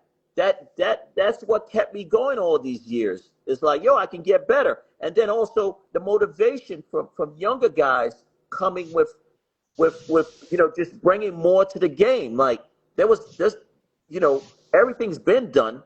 There was guys before us that did everything. Some people say, some people talk about 3D pieces. They talk about this. They talk about characters. They talk about, I think I was at a festival one time, and they were interviewing some girl, a mural festival, and they were interviewing some girl. I think they picked her because, it's just better for the cameras or the media or whatever. And she had just started street art. And she said, hey, what's great about this art form is it's just brand new and fresh. And I was like, it's not new. I said, it's not new. People have been doing this way before I started. I mean, yeah, but at this scale. I was like, no. If you look at a guy like Lee Quiones from the Fabulous Five from the Lower East Side, he was doing whole handball courts and big walls as well as trains in the 70s. Yo, he did Stop the Bomb. He was 16 He was in years the old. Blondie video. He was in the Blondie video, remember? Doing the Lee. That's right. Right? But that was so far past, that was way past all these other things. He had already did prolific things that people think people didn't do back then. In the neighborhoods already. People could say it. I remember there was a handball court he did, down in the Lower East Side. It was incredible. Right? I think it was the Howard the Duck. For those that seen the pictures in the book, but if you would have seen the piece, Howard the Duck with the garbage can thing, like, bro, he scaled that shit in, what was that? I don't even know, like late 70s. But the point is too many people coming along in the culture now and not knowing at least the basic history. Okay, nobody knows everything, but you can't call it news. Just like, certain things people do on hand styles, or certain things people do on throw-ups. To me, most of the throw-ups worldwide, the origin of dope throw-ups comes from Brooklyn. In the Bronx, we did throw-ups, but we wasn't masters at throw-ups. I mean, Blade and Comet had a sick throw-up. Was there individual cats that had dope throw-ups in the Bronx? Yes. But Brooklyn really had the funk when it comes to throw-ups. Okay? In the Bronx, we were more better with simple styles and piecing. That's what I felt, But again, this is my experience, my opinion towards that. You know what I mean? Some other people might be like, no. When you heard of Style Masters in Brooklyn, people talked about Baby 168. That's why when I met him, I would salute, because his name was ringing bells in the 80s. Like people know before Star Wars, people were talking about him. You know what I'm saying? People were saluting that guy. And so every time I see him, like when I finally met him, and sometimes I see him, and he's also not only he's a Brooklyn guy that bombed and did prolific star writing pieces, but yo, he's a prolific sign painter, like from before. Like so to me, it's amazing how far we can take this art form, from tags to throw-ups to star writing to these large scale murals.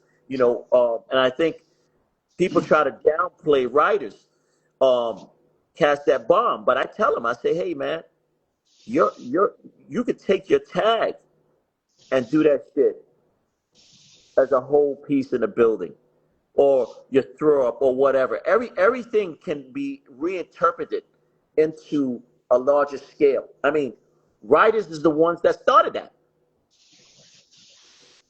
We're the ones that, as far as artists in the whole art world, like who really was doing big? Back in the days, people saw tags and throw ups and pieces. They're like, oh, these guys are doing this shit big. Why so big? Right? So now people get permission to do these large, grand scale works as well as getting paid. But the culture of writing has a lot to do with what's going on now outside of writing. And I feel like us as writers, we gotta let it be known. You know, you know, and because we've influenced that stuff. Like even the permission pieces are influenced by bombers.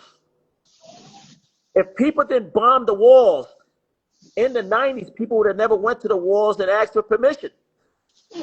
I mean, in the '90s, me and Wen did a lot of walls illegally in the daytime, and when the police rolled up, we said, "Oh, we got permission," right? And a lot of people still do that to this day. But the point is your common writer, whether it be in New York or globally, there's a lot of writers that spawned the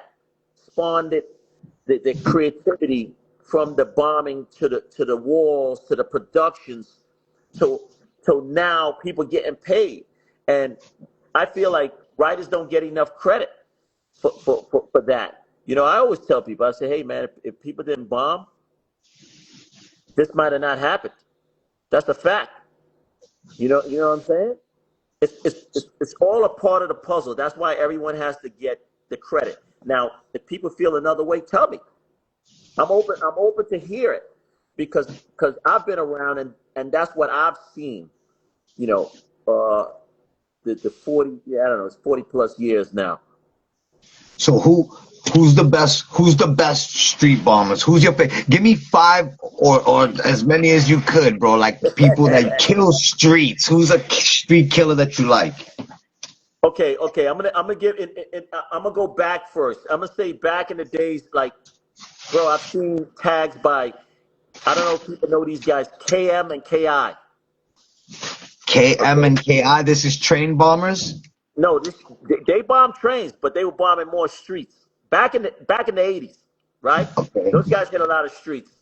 Okay, their crew was called Living Madness.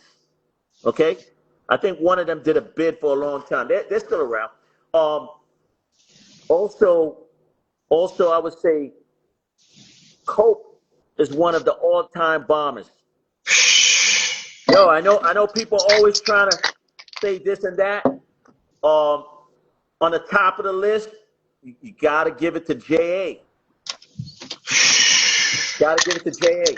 Nonstop, also still racking. The guy still racks.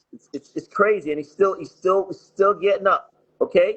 Who else from back in the days? I give it up to definitely. I would say Easy.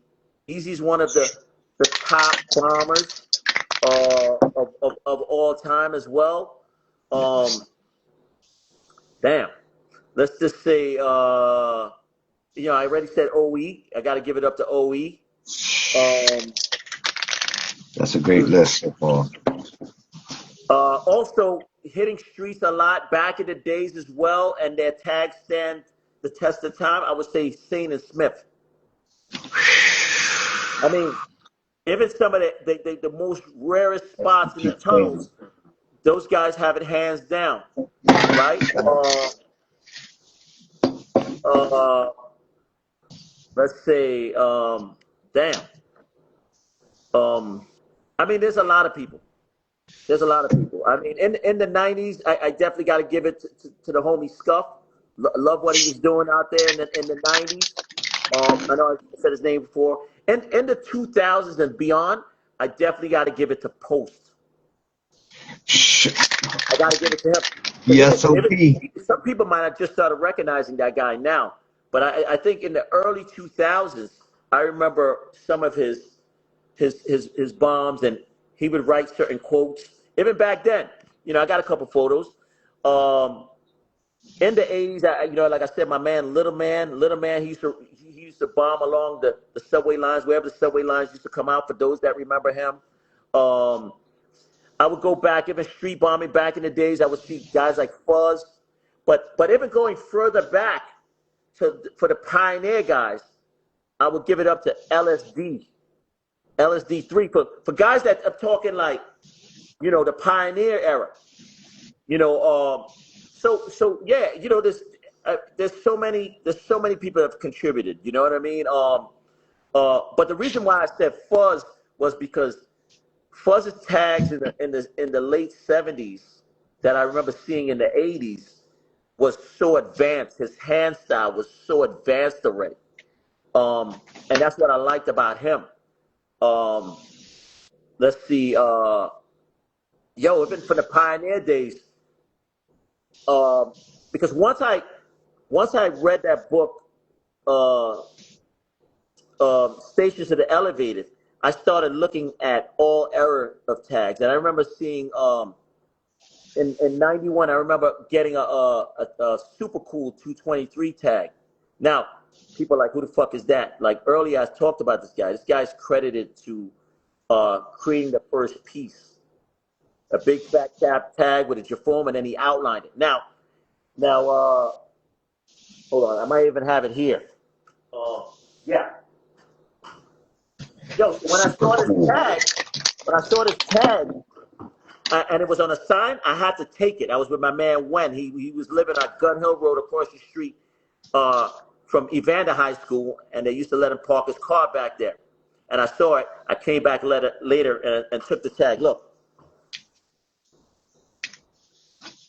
Super cool 223. Now, back then, people would put the numbers of the streets where they were, you know, and when you check the books, that shit is original. Now that New York has been super regentified, you don't see, you know, these type of tags too much, or you don't see your OEs too much. But anybody that has bombed can tell you certain old school tags that they've seen that used to be in neighborhoods for decades that even back then nobody went over, right? So to me that was important. I mean, also one of the illest bombers I would say is also John 156. He's an ill bomber as well. Train Street. In the What about throw ups? Throw ups. Who got the dopest throw up? Who got the dopest throw up? Well, for me, OE is definitely like I said, he's phenomenal with the throw up. Dual wrist crew got an incredible throw up. One of my favorite throw ups. Dual wrist. Who else? Let's see. I would say just you know, to be honest, one of the most original throw ups, you got to give it to Cap MPC. I mean, I don't know. So, you know, you don't got to like the guy, but you got to give it up to him. Like that throw up is fucking dope. I don't know. You know, let the people tell me. I think also to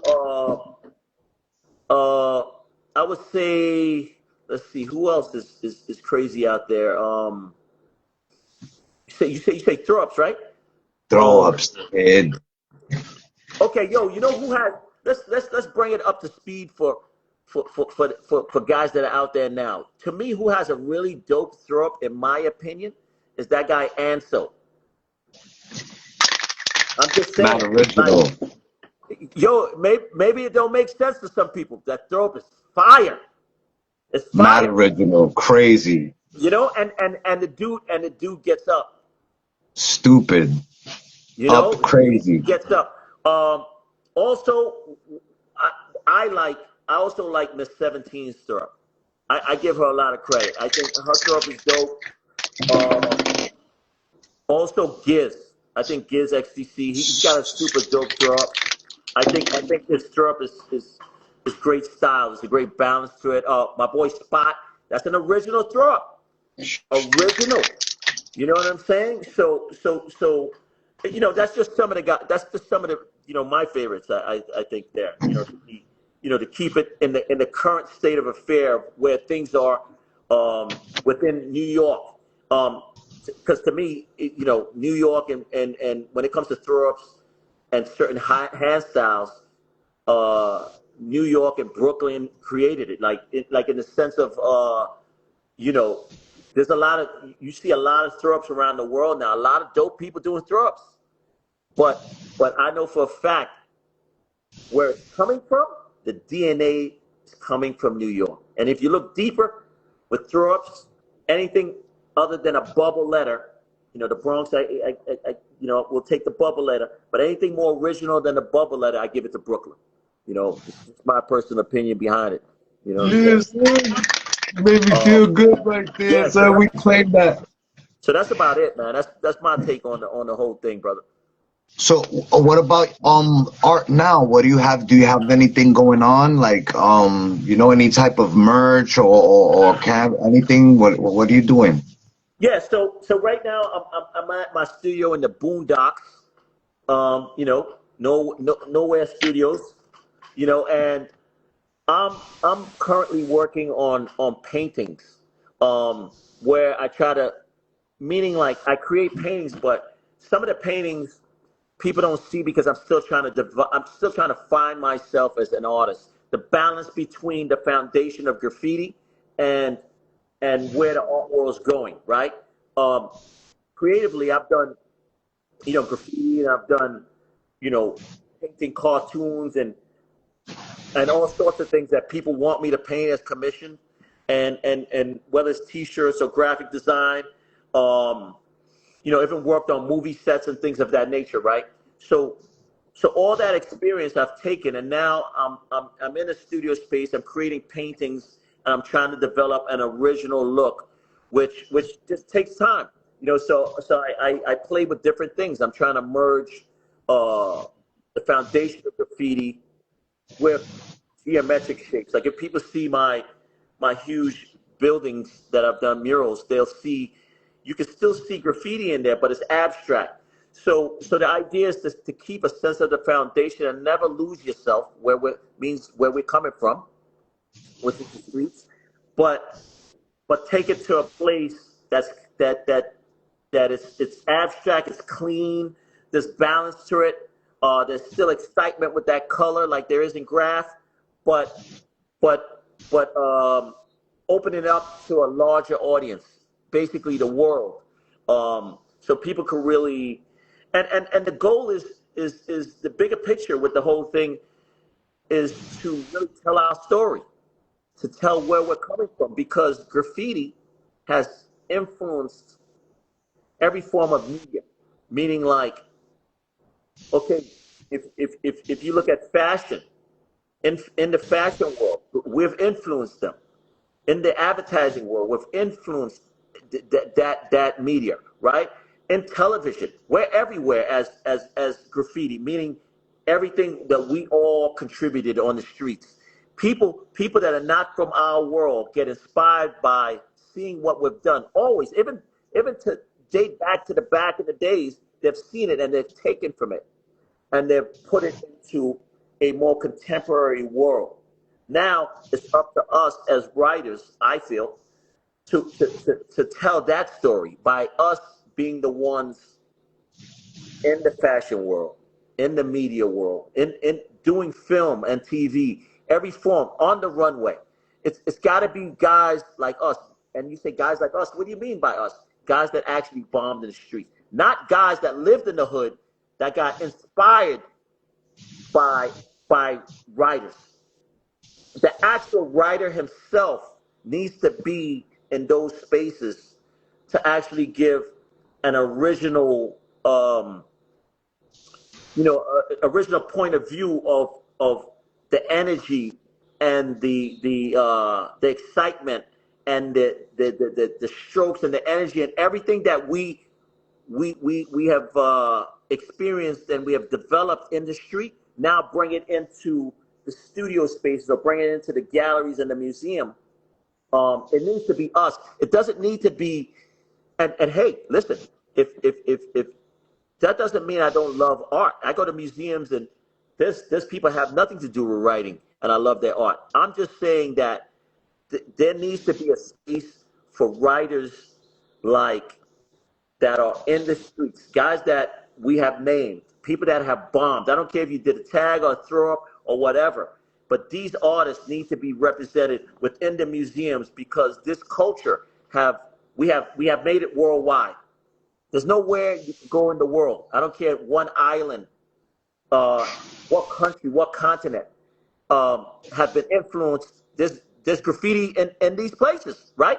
All started in New York. Okay. Writers that have put in the work, that have scaled the buildings, have done the rooftops, have done the trains, have done the freights. We need to be represented in these spaces, meaning our work to tell this story. Because if you ain't been out bombing on the streets or you ain't been down a track, in a yard or hiding under the bushes or on top of a train, you really don't. You could be inspired and create art. That's a different story. But to actually be the guy that actually painted in the streets and then later on can be in the museum, I think that tells an authentic story. And that's what I'm trying to do. You know what I mean? So that's basically it in a nutshell. Yo, bro, like your shit is so legendary. We support everything you do, man. Like you mad creative, and you're one of those people that adds on to the culture. You know what I mean? Thank you, man. It's Appreciate fire, that. bro. Crazy, man. Like I've been seeing your shit for decades and decades. You know you, and it's like in the comments I can see people saying, "Oh, they seen your progression, da da da, from day one and everything," and that's fire. You know what I'm Thank you saying? for that. Thank you for that. And then I think also now in the present time, for me also what's important is to do podcasts and to tell people my experience within the industry and what I'm trying to do because I think there needs to be more of us, more, hey, listen, we're getting older. We can't be in the streets forever. Okay? No one could be in the streets forever. Hey, look, I ain't never hustled drugs, but I know a lot of hustlers, right? And 99% of them ain't here. Okay? So you ain't gonna be in the streets forever. So we gotta find a way to tell the story of what we've learned, what have been passed down to our generation from different generations, and try to keep it, tradition alive in the sense of what happened by moving it forward, whether it's in these spaces, meaning galleries, museums, runways, or even with technology. Okay, yeah, you could do graffiti with technology. Yeah, I'm all for it, but I'm all for it if it's the guy that was out on the street because Facts. he's gonna get the most authentic story. You know what I'm saying? And yes, do we inspire others? Yeah, sure. We want to inspire everybody, but we want to tell our story because, um, 20 years, 40 years, 50 years, 100 years down the line, this art form, which is created by kids from very poor communities, in the hoods or the ghettos or low income, whatever you want to call it, right? Or middle class. You know, now even people who come from money doing graffiti, right? So these influences have reached all sorts of uh, cultural people, and all sorts of classes of people, right? So we just want to we just want to have a chance to tell our story, and I think even in the beginning, that's all we were really trying to do is to say, hey man, we're here. I mean, that's the basic sense of it all. Yo, look, I'm here. I matter, right? So it's important for guys to go out there and like, hey, do your shit, but also know that you want to tell your story because our stories may cross paths, but they got their own story, and everybody's story is worth hearing. Um, you just gotta want to tell it. Some people say, "Hey, man, why is it so important to you?" Why? Because when we started off, nobody gave us the opportunity to do things. Back in the days, there wasn't much opportunity, right? You know, people didn't have cell phones and iPads and the internet and any of that stuff, right? You had to go out and play ball in the ballpark. You had to play stick ball. You had to play handball. You know, you had to be out there to interact with heads in your neighborhood. You know, and you know, some heads, you know, they went into fashion. Even the way they wear, like, you know, when you think of the, you know, the low lines, when you think of those guys, how, you know, they dressed and how they put the clothes together. Now you see there's a book out, you see them above ground, you see the North Face guys, you know, all of that is coming from a place that people thought people had no creativity, people had no education. You know, people wasn't going to get a shot because we didn't know anybody that was working in these places or these spaces that was going to give us an opportunity, right? But by the way we talk, the way we dress, the way we, you know, the way we paint, the colors, the way we look at colors, the way we look at everything has given us that opportunity. So now don't don't slack on that opportunity. It's here now, you know, because if you're not in that space, somebody else that's not part of this world is gonna come and they're gonna do your shit. They're just gonna do it watered down, and they're gonna get accepted in that world, and they're gonna be highlighted for something that you might have inspired, right? So yo, you know, hey, you want to give up? That's up to you. Me, I'm not trying to give up. I'm trying to keep doing it to my last breath. Um, regardless of if I make it big or not, that doesn't matter because I already made it in the sense of inspiring the next generation or you know everybody that have traveled. You definitely You did. know, I've inspired them to do what they're doing, and I think that's the win-win. Um, you know, it's for us to inspire others at this point in the game, and for us to tell our story and to put out as much work as we can. Yo, bro, I appreciate you, bro. All the gems that you dropped and everything. Before we get out of here, I got one last question, bro. No doubt. What would you what's the advice you give to a young writer right now if you had to give him a quick piece of advice, like a person starting off? Okay, so to someone starting out, I would say think think of it as the as you know, you gotta, you know, because everybody goes to the, you know, it seems like everybody goes to the internet, you know, whether it's IG or YouTube or whatever, right? Okay. Um, we didn't really, you know, that didn't exist in the past. I would say, you know, there's so much creativity right now that it's hard for people to know where to start from. But I would give the basic information that we even gave people back in the days. Try to find an original tag. Okay, go out there and get that tag up. Okay, um, your favorite writers. Okay, you don't want to rip their style off, but get inspired from them.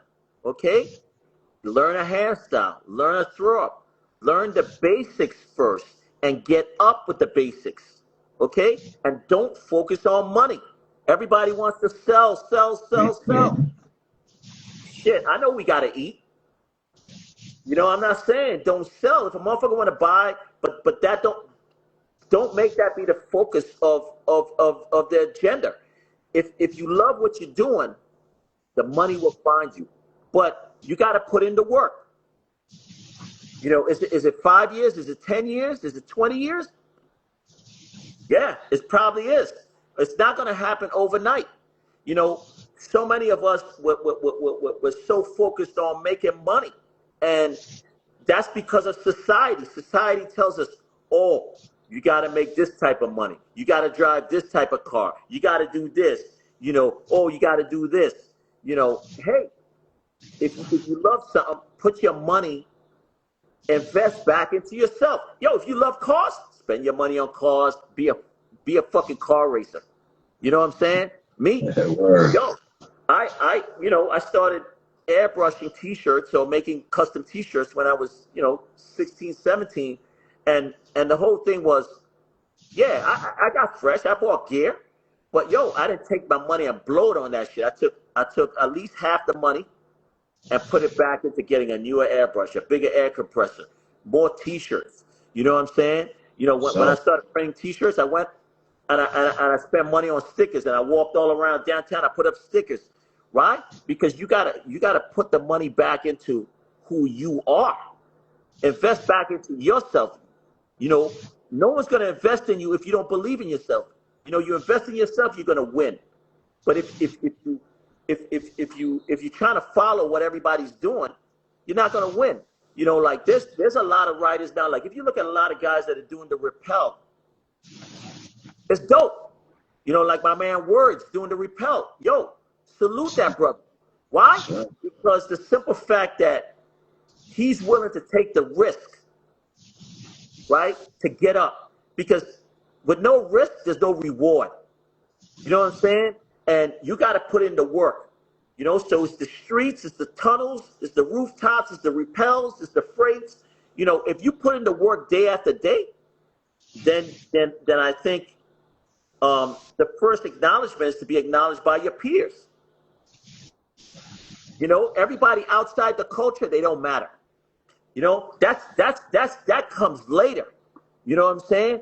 You know, learn the culture and put in the work, and in return, something will happen. What will happen? I don't know.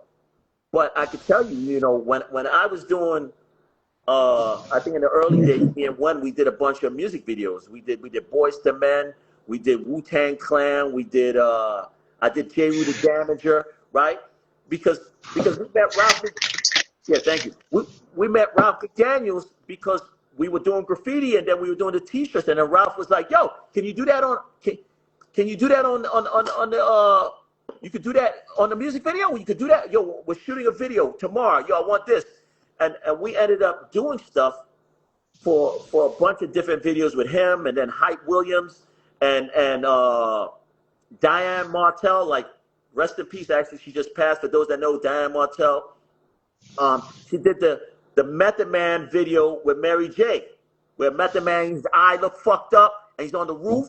Yo, that video, there's graffiti in that video off the balcony, right? That we did for that. But my point is like, that's not why we did graffiti, to get into videos. When we saw graffiti and, like you said, Buffalo Girls, we didn't want to be your Lee or your Dondi. We didn't even imagine we were just like, oh shit, that's a whole other level. Those guys are fucking phenomenal, right? It just made us want to go out to the streets and get busy, right? And get up so people in our generation and other generations can say, oh shit, yo, what you write? You all right, Wayne? Oh, yo, I saw that.